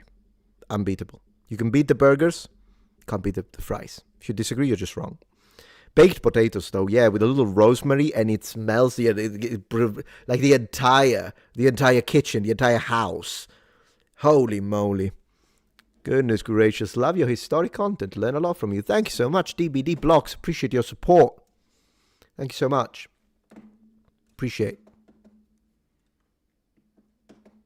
And you were saying 2026, thousands of homeless native Irish children go to sleep hungry. Oh no, that's terrible.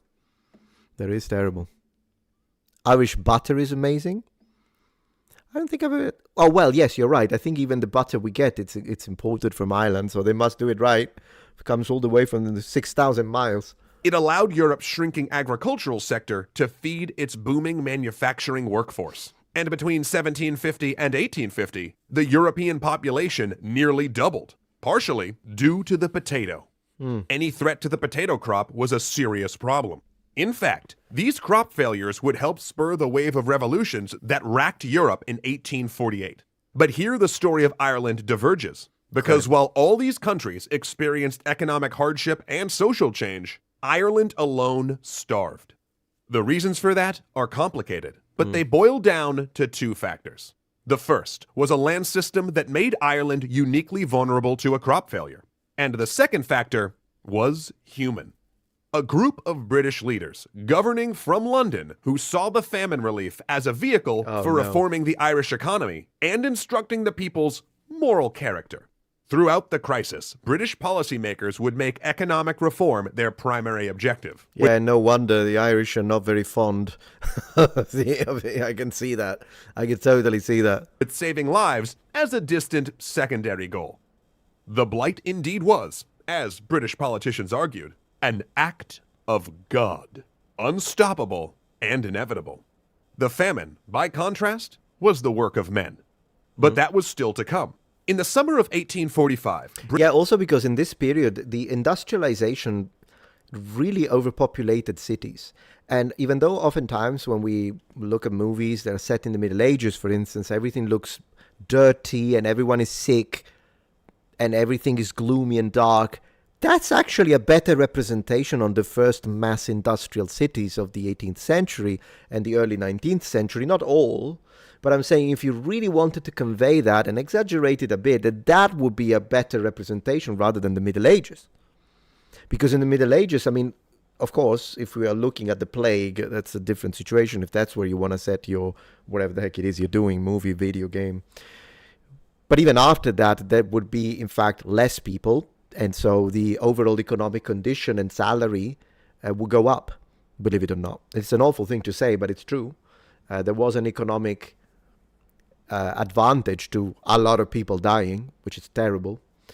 But that's a reality of it. But overpopulation in cities and decreasing hygienic conditions actually brought in a lot of problems when it comes to the industrial age, 100%. And it is possible, and this might sound really strange, but it's not confirmed, but it is possible that even the average height of city dwellers started to go to lower because average height of individuals has to do with nutrition. And when nutrition is bad, people are poor, people are sick, things are dirty. You can see that. So, in fact, the average height in the Middle Ages will be higher. Not compared to today, we are taller, but compared to some of these situations in early industrial societies. Isn't that weird? Very strange. Excellent. Yeah, of course, amazing time for invention, of course, development, lots of 100%, yeah. British Prime Minister Sir Robert I was reading Lapco again. Thank you so much, man. You're being very generous throughout this live stream. I really appreciate that. This reminds me of the Dust Bowl that hit the US in the 1930s. Bad farming and a historic drought blew away tons of topsoil in hellish dust storms. I don't know about that one, but sounds terrible. Absolution, no reparation for Peru. Yeah, I see where you're going with that. Peel was tracking reports of blight.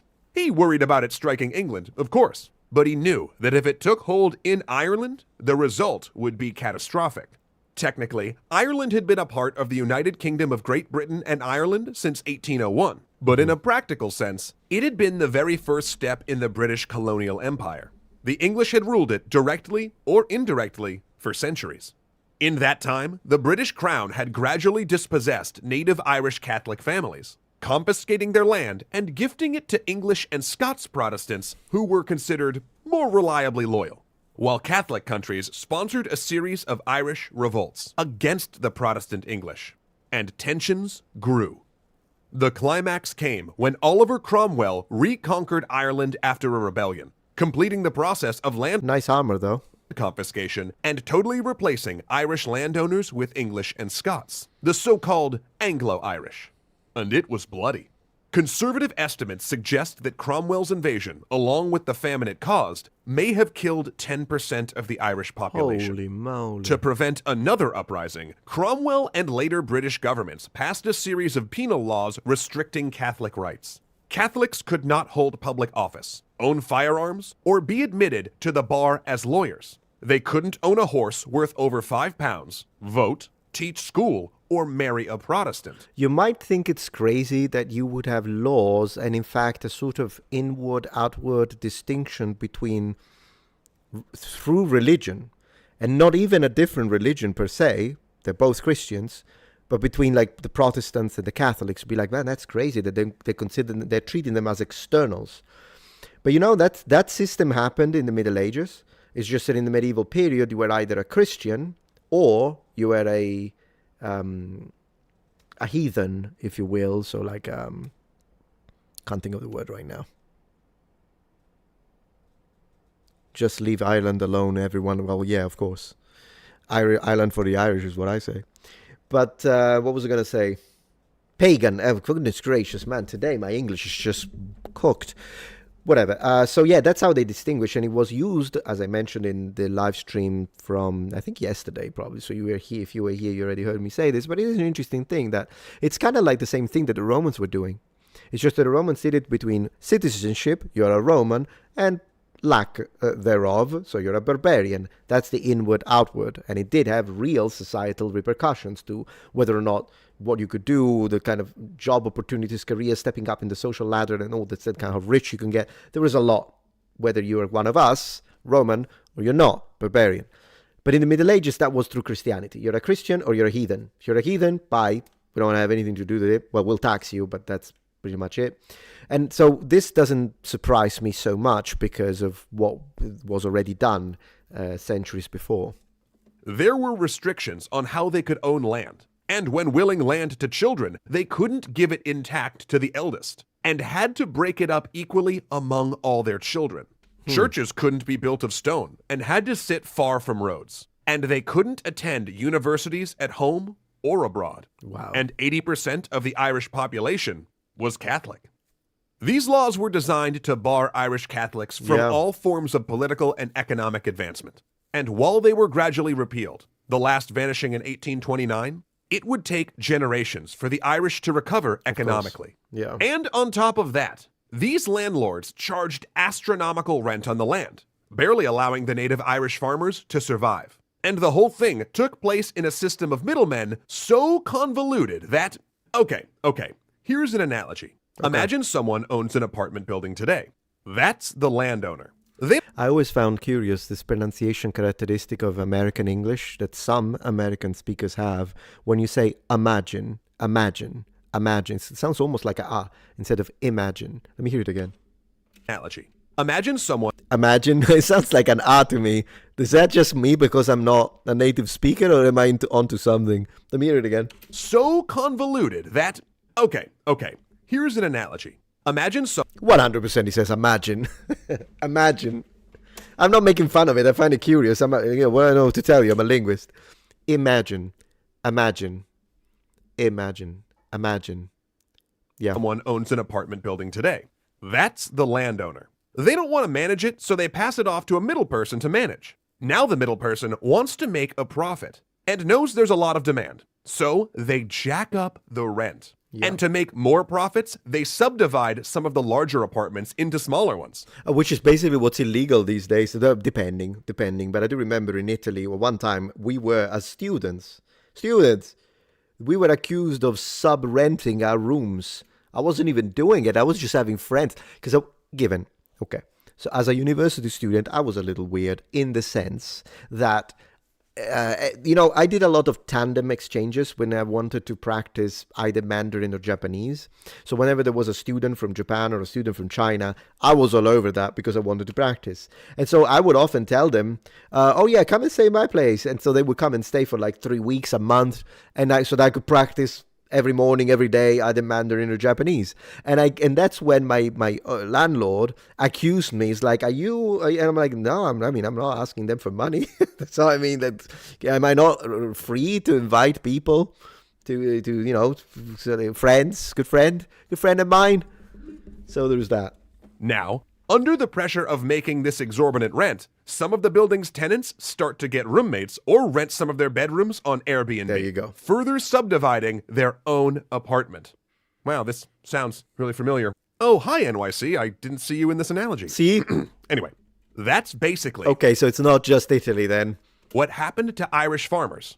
In fact, some of the landowners, known as absentee landlords, hadn't even lived in Ireland for generations.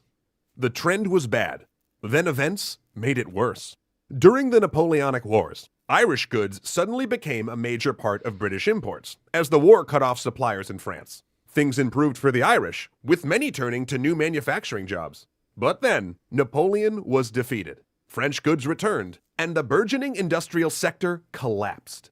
Out-of-work weavers and tradesmen flooded the countryside, engaging in ludicrous bidding wars for small plots of farmland, promising to pay rents the land could never sustain. Irish farmers began cultivating land that had never been farmed before. Rocky hillsides, beaches, and bogs. Well, I wonder let me double check that. I want to know what the percentage of arable land in Ireland is. I know I looked it up the other day, but I forgot because there was a list of everything. The only one that's stuck in my head is 1.1% when it comes to Iceland. Insane. So let me see. Ireland percentage of arable land. Let's have a look. Arable land percentage. Let's see. Let's have a look. Let's see how we doing. How we doing in Ireland. So latest value 6.4. So not as bad as not as bad as like Iceland and whatnot, but still not fantastic. Still not fantastic. So I can see why they would do that. Average is 7. Okay. Interesting. Well, for a comparison, let's. What if I write? Let me write something else here. So we could do. Let me see. What am I gonna do? Which country are we checking? France. Well, no, it didn't do it. Percentage of arable land in France. Let's have a look. So we have an item of comparison. Oh, wow, we've got everything. We've got, wait. No, that's not what I'm looking for, you muppet. Well, if I can't find it, I can't find it. It's not a big deal, but maybe this. It's loading. Not loading. Well, whatever, 6%. Whatever that means. Let's go. Where did it go? Here he is. All right. The land subdivided. I know Poland is huge. Check Poland. I know Poland is a huge percentage. Ready through the inheritance laws and the greed of landowners got subdivided further. And middlemen for those landlords, increasingly disappointed with returns from potato farmers, evicted whole villages to use the land for cattle raising, which squeezed the farmers even further. By 1841, 45% of all agricultural holdings were under 5 acres, a consequence of population explosion paired with a land system that depended on chains of landlords, often 3 or 4 deep, leading back to England. England, yeah. Only one thing allowed people to survive. You guessed it, the potato. A single acre of potato. Very nice build-up, by the way, to give us the idea of how... Because imagine, he could have just started by telling us the story of how the potatoes got bad, which kind of hinted at the beginning for a hook. I think it was a pretty good hook, in fact, to gain the interest of the public. But then instead of just jumping onto it and telling you in this date, this happened, everybody died, instead is kind of building up to show you why these potatoes were so important. I think it's a pretty well-made video. Potato plants could produce 6 tons of crop per year, enough to feed a family of 6. No other crop provided such a yield. But many Irish families were larger than that, and the rent still had to be paid. In the decades leading up to the famine, the shrinking plots of land gave most no more than a subsistence living. Ireland was already the poorest country in Europe. Before the subdivision, most families at least had a cow. But in the decades before the famine, the more expensive cow disappeared. Moof. Replaced by a pig. Milk, butter, eggs, and herring disappeared from the peasants' diets. Cash crops like barley and... I'm surprised that even the fish, because at the end of the day, even though fish is fish, the way we look at it today from our modern lenses, feels like it's something, it's precious, expensive, sort of, depending on the fish. But then, like in the Middle Ages, I mean, you'd have to pay taxes over it, because it's not like, even if you're a medieval serf, the lake, the rivers, the streams, they all belong to your local lord, and everything gets taxed. Even if you pick up the freaking snails, Pantanaticum tax, that's the name for it. They thought of everything was taxed, it is what it is. But when it comes to like the idea of fish, you could still like eat fish and maybe prepare a little sauce, and depending on what fish it is, it could be part of a diet even on people who were on the lower rung, not the lowest, but the lower rung of society. Believe it or not, you wouldn't, like birds of lay would be more expensive. This changes, it depends. It's not like universal, but taking out the pig or taking out a chicken for a chicken sandwich would have been a relatively expensive thing to do, because if it's laying eggs, that's what you wanted to do. It's more, what's the word? Financially responsible. Now, given probably you had financially responsible people, but that surprised me. And oats vanished, replaced by more potatoes. Visitors were shocked at the depth of Irish poverty. The majority of the country went shoeless, and many in the countryside wore literal rags. In towns, landless workers lived by the pawn shop, pawning their Sunday clothes after attending church, buying them back on Friday payday, wearing them to church again, and then repeating the cycle. Man. But those same visitors were often astounded by the peasants' hardiness. Irish peasants were strong and often good-looking. Scientific testing, so popular in the Victorian age, found that the average Irish peasant was both taller and stronger than both English and Belgian ones. And it was... Really? Interesting, because that is, of course, the strength, I can see it. Because, I mean, if you work the land, you're gonna be tough, 100%. I can see that. But nutrition is an important component of that. And I mean, potatoes have carbs, so you need that protein. Well, the eggs, I guess, maybe. Due to their diet, eating nutritious, vitamin-filled potatoes 3 meals a day. I don't see how that can build muscles, though, and height without protein. What do you guys think? But in August of 1845, Irish farmers walked into their fields and smelled rot. The blight was in Ireland. But London had a plan to use this crisis to remake Ireland.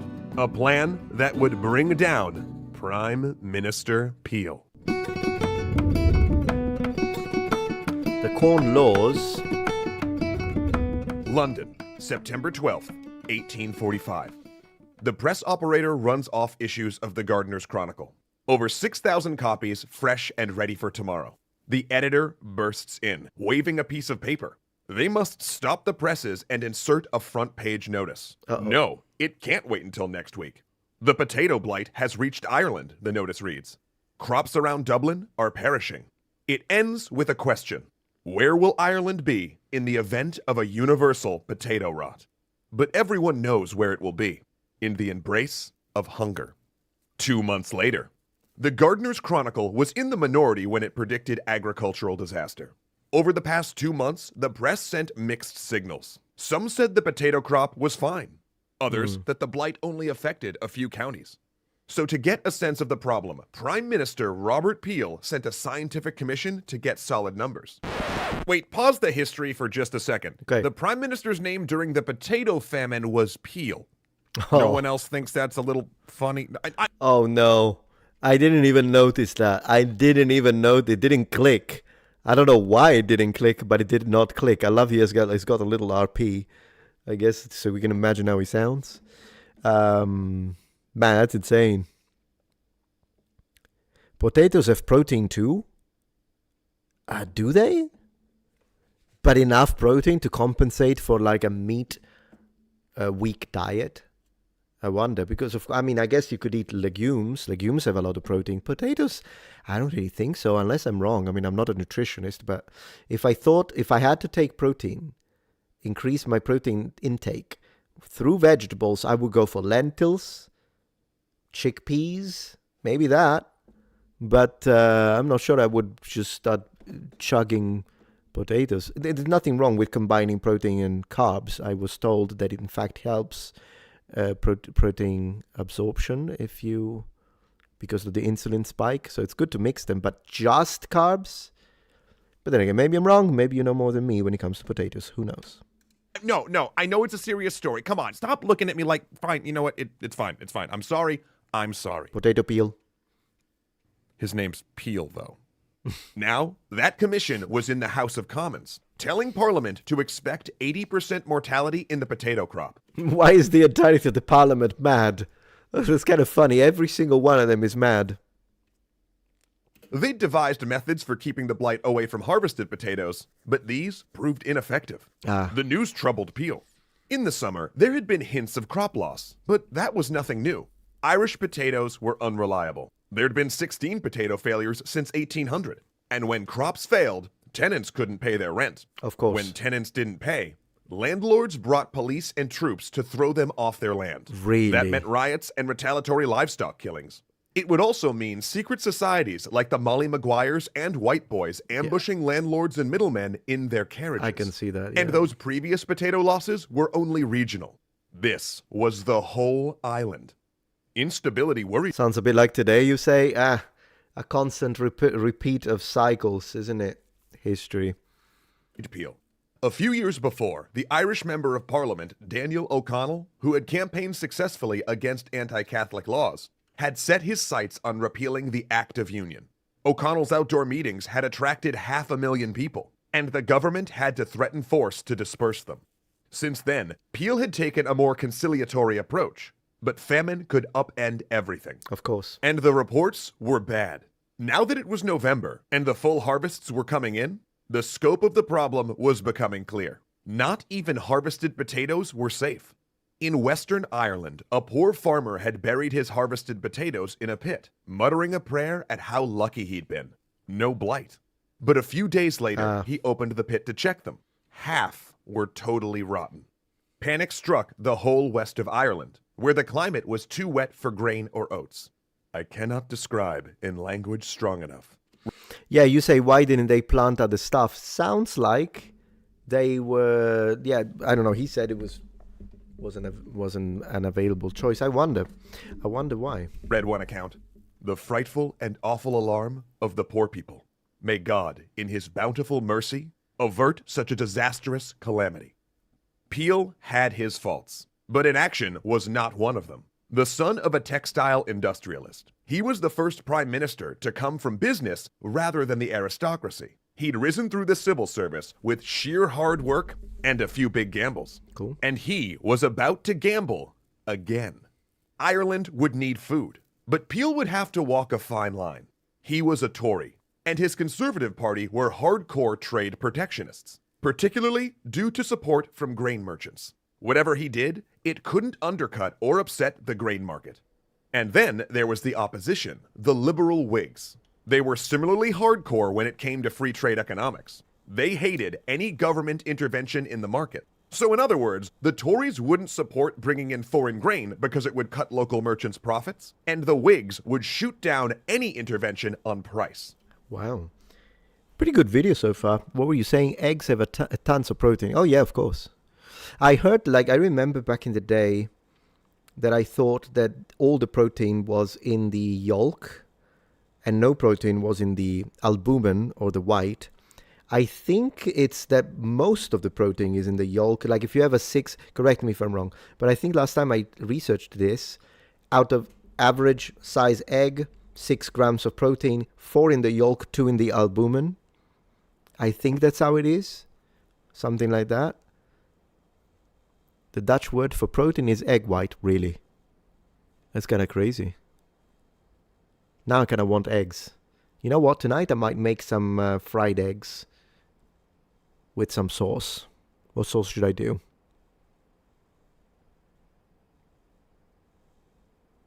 I want to see if someone can suggest me. How do you like eating your eggs, by the way? Let me have a look at that. Jazzaker, I don't know what that means. Oh, maybe a... Oh, gosh. Maybe... yeah, look at that. Soft boiled egg. I see. What about omelette? What about stuffed omelette? Like when you put cheese in it. Or you want to go the Japanese way, you can put rice and make an omuraisu. Ketchup, soy sauce, and butter. Ooh. Really? You mix ketchup and soy sauce? I never heard of that. Fried eggs on toast. That's a nice one. I might do that, actually. What am I going to put on the toast, though? Some butter? I don't know why. I'm having chat choosing my dinner tonight, but let's go. Denver omelette.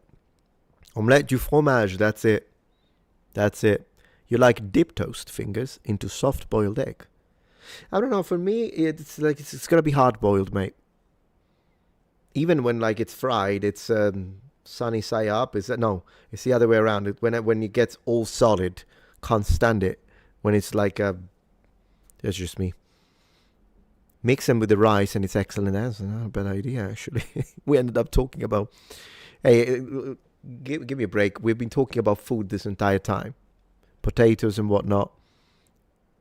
So, you're a hard-boiled man myself. Over hard, that's it. Over hard. Yeah, that's my, that's what I eat. Maybe a little bit of black pepper, freshly ground. Why not? Thank you very much, Lapco, for the support on Rumble. Appreciate. You didn't know about the Dust Bowl? No, never heard of it. It gutted the central U.S. I guess we don't really study that kind of history, unfortunately, back home. Ships 300 miles off the east coast, swept Kansas soil off their decks. Can't even read. Indulge me with a Google image search. It will blow your mind. Really. Let's do it. So what am I looking for? The Dust Bowl. That's what I'm looking for. I'm going to Google it now. The Dust Bowl. Google.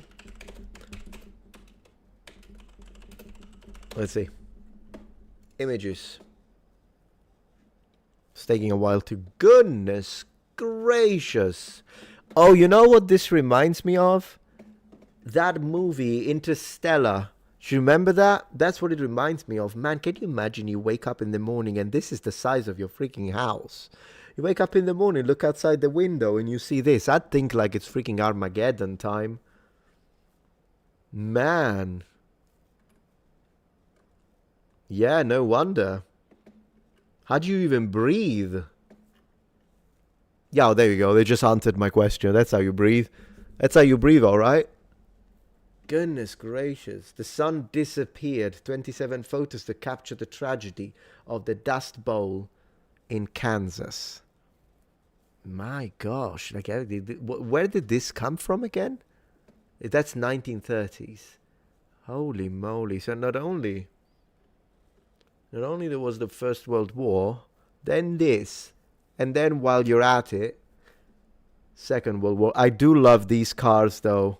The 1930s cars look amazing. It's a style. I don't even care. I would love to own one. Do you think they still have functional ones? You know what I'm talking about, right? Let me...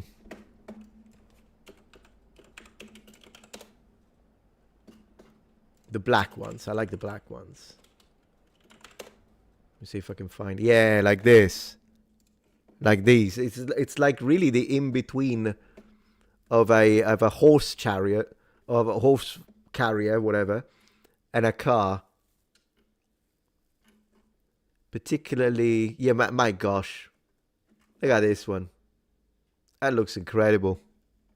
There is a style to this time, or the way like men and women dressed, even all the way up to the 50s. In fact, when you watch those like old school movies that are set like in the States and New York, looks completely different to how it looks now. They have us like already the fact that we stopped doing the hat with a suit and tie. I don't know what's wrong with us. It was perfect. It completed the set. But then there was a massive distinction between the genders. Like you could like we dressed in a completely different manners. Now we can both wear t-shirt and jeans. But back in the day, there really was a big distinction. Women still dressed in a way that was more reminiscent of the 18th century, if you will, and previous. And then men had their own style with, again, the long coat, trench coat, and the hat. Give me a suit with a hat and a tie. Beats anything modern. Fashion-wise, don't even want to hear it. Don't even want to hear it. Well, we are 17 seconds from the 15 minutes mark, which is usually where I leave it off when it comes to long videos. So let's watch for another 17 seconds and then we move forward. Thank you for that, though. I really appreciated it. Yeah, a lot of class. That's exactly the word that I'm thinking of. It's classy. Meanwhile, Daniel O'Connell and a Dublin group proposed their own measures. Forbid turning grain into whiskey, bring in foreign grains, institute public works, and stop exporting Irish grain, beef, and oats to England. Yeah, good luck with that when it comes to the whiskey and the Irish. Neither party, Peel knew, would stand for that. That's what I would think. Yeah, it ends neatly, actually, at 15 minutes in this. It's a good channel. I'll have to see if they have...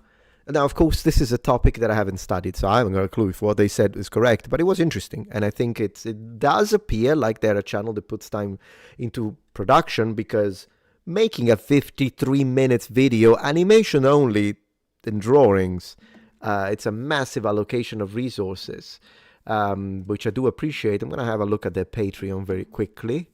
Extra history, the extra credits channel, there you go. Very cool, very cool. So there is that. How many? 8,000 members. Yeah, they definitely have the resources. It's good for them. And we'll have to see if they have something medieval or ancient Roman. And I think we could have a look at that, because then I can interject more on when it comes to the validity of the research. I noticed that with Oversimplified, that occasionally I had to say a thing or two, but nothing major. I really think Oversimplified is actually quite nice as a form of infotainment, if you excuse the term. Pretty decent channel. So for those who don't know, extra history, and they have a Patreon page. I really like their drawing style. Like, look at this medieval guy with the helmet. Looks really nice. All right, let me update the list of things, the list of topics, so we know what we've done, what we've covered. I'm going to update it very quickly. There you go. Yes, and I wrote that down. Let me see. So what are your plans for tonight? Before we end the stream, I do want to know, because I think we're done with reacts for the stream. I do want to engage with chat a little longer, and then I think I might call it a night. But first, cook. Ooh, what are you cooking? Let's make it your time a little bit. Let's talk to you. And I'll tell you what I'm going to do. I'm definitely going to look into that situation with Resident Evil Requiem. The fact that I keep thinking about it, it means I'm really involved. So I think that's definitely going to be something I'm considering. Play Windrose demo. Nice. Nice stuff. Nice. What else have we got? Skull and Bones on Steam. Is that like a piracy one? I think it's a pirate one, right?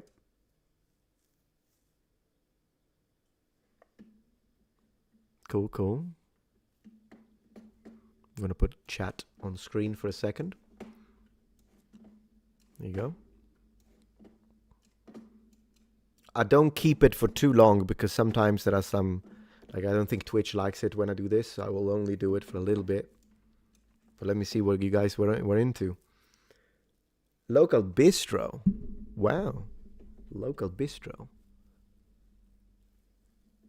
And we'll go, what are these? Ducks. Why not? How about something with potatoes? I don't think we have potatoes right now. I think eggs will have to do. Maybe I could cook some pasta. That wouldn't be a bad idea. Eat and sleep, why not? Got a bunch of helmets down there, appreciate that. Thank you very much for the support. Very cool. Yeah, one of these days we need to play something. We need to play a game. 100%. Amnesia, the bunker. Which one is wait, ironically, I got amnesia when it comes to amnesia. Yeah, which one is that one? Amnesia, the bunker. Yeah, that's a Roman boat. Yeah, that's from a game, actually. The one behind, I'm going to move chat in a second, but the one behind is from Centurion Defender of Rome for Sega Genesis. Although it was ported back in the day for both the Amiga, I think, a Commodore computer line, and maybe an early IBM. Maybe 246. I played it on the Genesis only, so I wouldn't really know. Amnesia. Which one is Amnesia? Trying to remember which one Amnesia is. As I say, I don't keep these too long because I don't want to get in trouble. And we get to see the ship again, why not? Let me see. I started playing Centurion from your videos before. I need to get back to it. Yeah, I mean, you can play it for free. You can play it on your browser. It's a good game. You still owe me a pasta, I agree. Whatever the reason is, I agree. Game from fictional games in a medieval German castle. Wow. This whole bunch of Amnesia game. Yeah, that's why the name rings the bell. But that must be the last one then. Is the one set in World War One? Okay, yeah, that could be interesting. Some carbonara? Ooh, yeah. Guanciale? Well, I'm not sure if you can find guanciale easily. Probably. I mean, I don't see why. Yeah, some homemade carbonara when you do it right with the eggs. Goodness gracious. The one PewDiePie played, Barrel. I don't really follow PewDiePie. I never did, even back in the day. I would only watch, during his prime, I would watch some of his videos because I wanted to see if I could learn something. Like, I always do that. I still do it. Whenever there is like a successful YouTuber I like, or streamer, I like to watch them sometimes, or not only because of the content they produce, but mostly because I want to see, like, what are they doing right? Let me learn from them, right? I think that's always important to do. So I remember I did that, but then I noticed that I think probably the style being overly enthusiastic, overly loud, even though compared to today, I mean, there are a lot of streamers today that I watch, but sometimes they scream too much during gameplay. And so that's mostly a problem. It's a personality thing, of course, but it's mostly a problem for those streamers that keep the game sound low. So the game sound is low, so I increase the volume, and then they scream like their life depends on it, and my ears explode. And the constant having to go, trying to anticipate it, makes it for a situation where I don't know if I can keep watching the stream, particularly when it's one of those situations where I'm like lurking. So maybe I'm doing something else, which could be polishing a helmet, which could be playing a game or having a game of chess, whatever it is. And then like I'm just listening to the stream rather than watching. And sometimes I do that. And so I'm not there actually controlling the volume constantly, just being careful. And so then they blow my head off, and it's just one of those things. Same, yeah, no, I know, but I mean, it is one of the things that makes streamers popular, to scream. So it must be something that the masses like. So probably, maybe you and I are a little bit of a outlier, perhaps, when you look at statistics, because I mean, it is what it is. I think people just love it. And there is a comedic factor to it with some streamers. A streamer that I like from a comedy perspective is Queso. He's hilarious. But I gotta control that volume. I love when he sings at the beginning. It's just, this guy's hilarious. Like really, really funny guy. But there are some streamers that scream so much. I just can't take it. I just can't take it. That's why sometimes I will watch what's his name? Critical doesn't scream. So that's one thing that I appreciate, at least when it comes to his gameplays. Like, that's why I watched him play the Resident Evil games, because at least he doesn't scream. But the streamers that scream every 15 seconds, I just can't do it. I can't do it. That's the thing. He screams, but you laugh at him because who? Burnt Peanut. I don't know who Burnt Peanut is. Yeah, no, but some people can do it. Some people make it really funny. And again, I just have to be in the mood, I guess. If I'm just like lurking and I'm doing something else, I just can't do it. If it's one of those days when I'm like, yeah, I'm committed. I want to watch the game. I'm interested in the gameplay. As long as it's not like too much screaming. If it were up to me, I would do 0 screaming. But then again, I guess I don't matter when it comes to that. Maybe pick a day out of this new stream schedule for games, like a Wednesday. It's a very good idea. We might do. I mean, it already took me a while to organize the schedule, but it's not a bad idea. I think, so the reason why I do a lot of streams, and then during these streams I do the reactions, and then sometimes I do the articles, and then, oh, by the way, do we have an article? I have to check if we have an article. But like that, I do the articles because they produce content, right? Whether it be a reaction video, whether it be a video where I talk about something and then I use whatever articles, whatever it be, is because then this produces content that can be edited and put together and then uploaded as their own videos. And I'm trying right now to build and accumulate as many as possible, because with the wife being pregnant, for instance, there will be a day, I prefer not to say for privacy, but there will be a day next week where we will have to go to the clinic, right? And so the entire day is gone. I can't do anything. I can't stream, but I also can't produce. And so it's nice to accumulate videos, because this way I can edit and everything the night before. So then even though the day is completely gone, the channels are still active. And I do say it on plural because main, I post every day. A second channel, I post every day. And there is also the possibility that I'll have to start posting twice a day again on the main channel. So I need to accumulate videos. And of course, when I play video games, it's nice. And it produces videos for the third channel. But the third channel is just fun, but it doesn't make money. And before anyone says, but is it all about the money? No, but the money is also important if you use it to pay the mortgage. So at the end of the day, I have to give priority to the channel to produce more. And maybe one day the third channel will actually start making some decent money. For now, it's just for fun. I just post there for fun. So I hope to be able to get to that spot though soon, because I do want to play. So maybe for now it would have to be an extra stream. So imagine that, as you are suggesting, we could make Wednesday the gaming day. That would be really fun. But the way that would work is basically I would have to start maybe my regular stream a little earlier. Then we stop the stream. I still produced what I needed to produce, and then we just continue and just do gaming. So that could be possible. So it's its own stream in a way, but I also ensure production before. Something like that. 1 million YouTube subs, need some sponsors. I do have sponsors. Yeah, I do have sponsors. So in fact, there is a sponsor coming up soon. It's called Heroes of History. It's a game. So there's that. Schedule, yeah, that's how I pronounce it, schedule. I know some people say schedule. I think both are acceptable. It's just an accent thing. Care sentite, congratulazioni. Thank you very much. M4S0OK4. That's a name. Yeah, let me check one thing though. Let me see. Which platform do you prefer for viewers to watch your streams on? YouTube, Twitch? Well, during the week, it's only I don't do YouTube. YouTube is usually only on Fridays. So when on Friday I'm live on YouTube, I either YouTube or Twitch. During the days, Monday to Thursday, anything you like. Twitch, Rumble, whatever you like.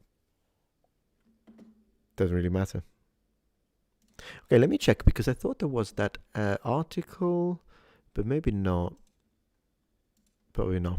Okay, I dreamed it. I dreamed an article, but next time I'll have it. Not a problem. Tomorrow I don't stream. Saturdays and Sunday I don't stream, because Saturdays right now are my book writing day, and that's what I do on Saturdays, just write my book, and because I gotta finish it. And then Sundays is just a day off, spend it with family, which usually with my wife means playing Heroes of Might and Magic and ordering hot dogs. Sue me. But yeah, so that's the schedule right now. But I do plan on still working through it because I enjoy playing games live and I would love to keep doing it. So it would be nice to find a spot. Let me think about that. Let me see what I can organize because that would be really fun to do. Oh, I see. I see how you pronounce it, yeah. So, yeah. Is the book a novel or history theme? No, it's a book about language learning, how to reach fluency in foreign language acquisition.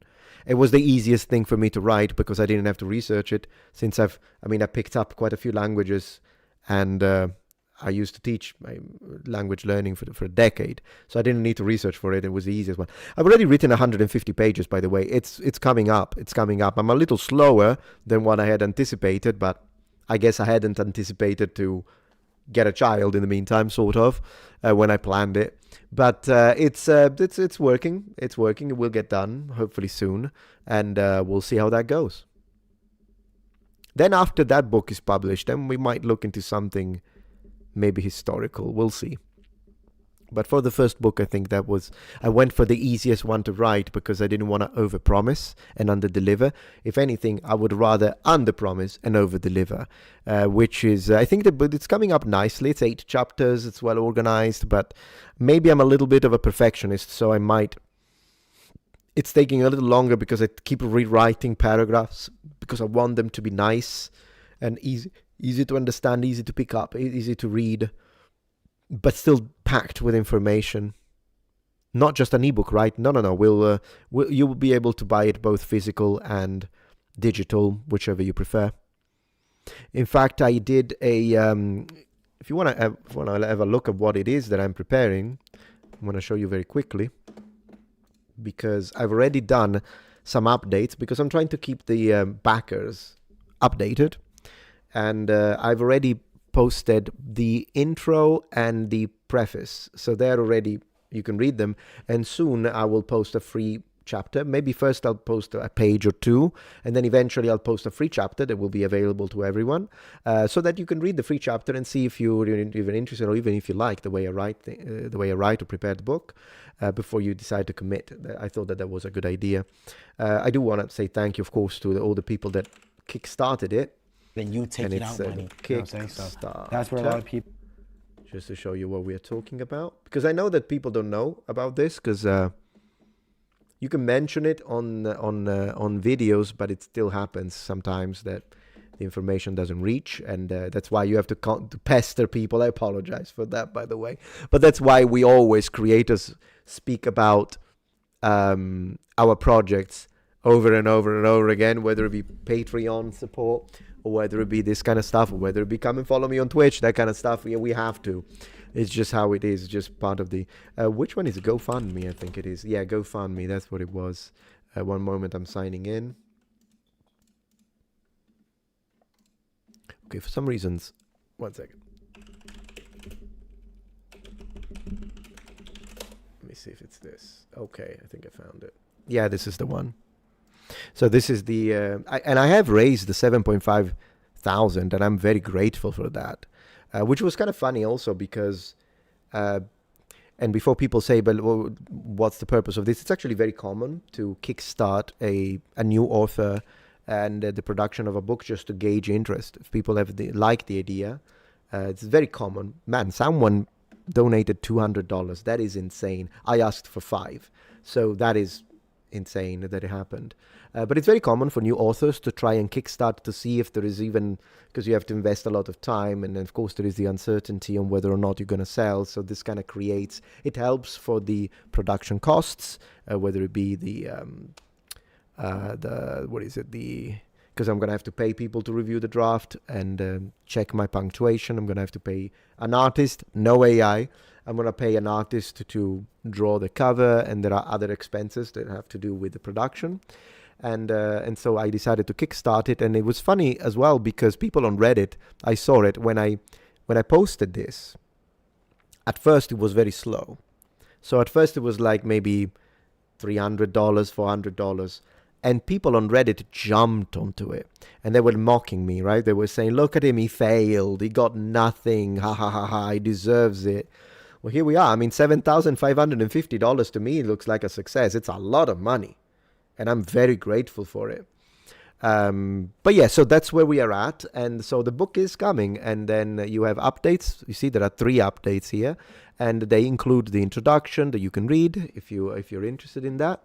And as I say, there are people that were very generous, but I don't ask that. $5 is enough to support the production, and anything beyond that, it's thank you, but you don't need to.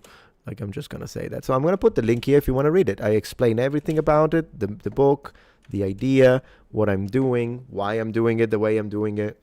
Thank you, by the way, Daniel Edwards, for the Metatron membership gift. I really appreciate that. And that actually gave us a little bit of a round number, which is always nice to see. It's always nice to see a nice round number. Am I right? Thanks for that. Appreciate Daniel. So that's the project. And if this project goes well, and by the looks of it, it looks like it is going well. So if the project goes well, then we'll continue. We'll keep writing books. Why not? So that's that. Who's going to board and ship the books? Amazon on print on demand. It's the easiest way to do it, unless someone can convince me to use a different service. But there are these services that, regarding whichever it is, there are these services that provide the print on demand, which means that I write the book, I upload the manuscript, and all of that is up to me. Then they take a cut. But they deal with refunds. So refunds are offered, of course, and then they deal with printing and shipping. And the reason why print on demand is the best method, in my opinion, when you self-publish, is because otherwise what you would have to do, which is kind of the way my mom did it, because she also printed a book, she published a book many years ago, is that you have to decide. You have to commit. Okay, I'll produce like 150 books. But that's very dangerous, because if you do that, then you never know what's going to happen. What could happen is that you only sell 10, and then now you're left with 140 books that you paid to produce, and so now you're at a loss. And that's what happens at that point usually with authors, that you start gifting them to your family members. And or the other thing that can happen is that you decide to do 150 copies, but there was demand for 500, and now you lost the opportunity. So the alternative to not having to deal with that is going with a publisher, but then you're not going to make much out of it because the publisher is going to take most of the profit. So to me, print on demand is the perfect in between, because it only prints what gets ordered. So if 1,000 people order, which will blow my mind, then 1,000 copies are printed. But if only like 20 people are interested, then you don't have 980 copies left. You know what I mean? So there is that. And that's where we're at. I think that's what Shad did, by the way, when he posted his novel, which I haven't read. I own it, but I've never read it. Maybe at one point I should read it. I know there are people who are very critical of his novel. There are people that love it. It has very high voting and stars rating. But then there are people that are very critical of the novels that he wrote, of the novel that he wrote. The problem is, though, that when you read those or you watch those videos, generally speaking, it's people that hate him because of his politics. So at that point, I think you're compromised. Maybe you did have good points. Maybe the character he created wasn't well written. I don't know. I haven't read it. But I don't believe you because you hate him for his politics. And how do I know? Because you just look at their previous videos, and then whenever his name appears, they call him a fascist and that kind of stuff. So I'm like, okay, then you're like compromised, and it's not professional that way.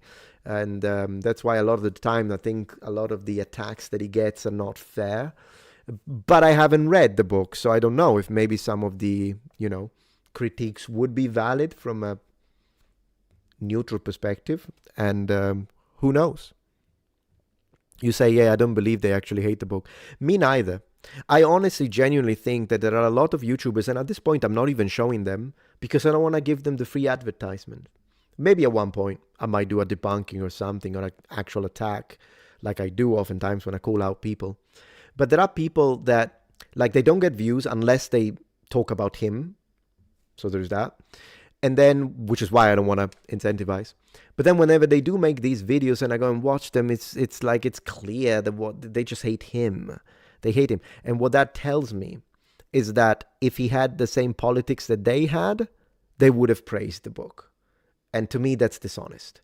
And at this point, I don't even care which side of politics does it. I think you're being a dishonest individual at that point. Because I can, like, imagine, you know how much I hate Hassan Piker. But if the guy wrote a book and I decided to do a book review, I can still say it if you really need me to. I'll be like, hey, Hassan Piker is a piece of shit. How is the book? Man, this guy knows how to write. Still a piece of shit. But the book is written, if it's excellent, it's excellent. You have to be able to divide that. Otherwise, don't do the review. But the problem is that these reviews are hit pieces. They are specifically designed to attack the person. And I don't appreciate that. If you know, you know. If you know, you know. Everything is tribal these days, tribalistic. Thank you, Lapko. Got a dash. No problem. Thank you for being here, by the way, and appreciate Edward as well. Great stream. You've taught me some things, and I taught you about the Dust Bowl. Yeah, thank you. I love reciprocity. Nice word. Best wishes for you and your family. Very much appreciated. Thank you so much. Very cool. You say, I've seen a professional review. There he thought it was a passable, but there are problems with the hero. It's fine. As long as it's professional, I don't have a problem with that. Totally. As I say, I haven't read it, so I haven't got a clue. And I don't even know what it is, because in the meantime, I moved continents. And then I moved 3 times, because at first we were living in an apartment with my, at the time, girlfriend. Then we moved into a house when we got married. And then we bought a house, which is the current house where we live. So I moved 3 times in the US. And that is without even including the move from the other side of the planet. So a lot of moving. I haven't got it. It's in a box. It's in a box. What's in the box? It's in a box somewhere. So it's one of those things, I suppose. Anyways, I'm rambling at this point. So I think it's a kind of good as ever moment to kind of, I guess, get towards the end of the stream. And yeah, what's in the box? Incredible performance on, what is it? The 7 Sins, was it? Was it called? 7. No, it's just called 7, I think. It was a great video game based on 7, loosely. I'll have to see if I remember. I don't remember the name now, but I'll have to see. For Xbox 360, it was a great game. I'll have to play it one of these nights. Anyways, I want to thank you, everyone, for joining the stream. Thank you so much. Let me check one last time to see how the connection was. I'm going to move the camera for a second. One moment. Just to see. Okay, so I see the views, see the current people. All right, cool stuff. Cool stuff. All right. So yes, I'm going to call it a night. Thank you again for everyone for the support on Twitch and all the other places. I'll see you for the streams on Monday on Twitch. So if you haven't followed me on Twitch, make sure to do so, because on Monday we're going live on Twitch and we're going to have a good time. Thank you again for your time. Have a good one. So first, I'm going to stop kick in 3, 2, 1. Stopped. Okay. Angle was a little weird there. Then I'm going to stop Rumble. Thank you very much for watching Rumble. 3, 2, 1. Go. Then we're going to stop YouTube. We're going to stop YouTube. Where is it? It's in here. In 3, 2, 1.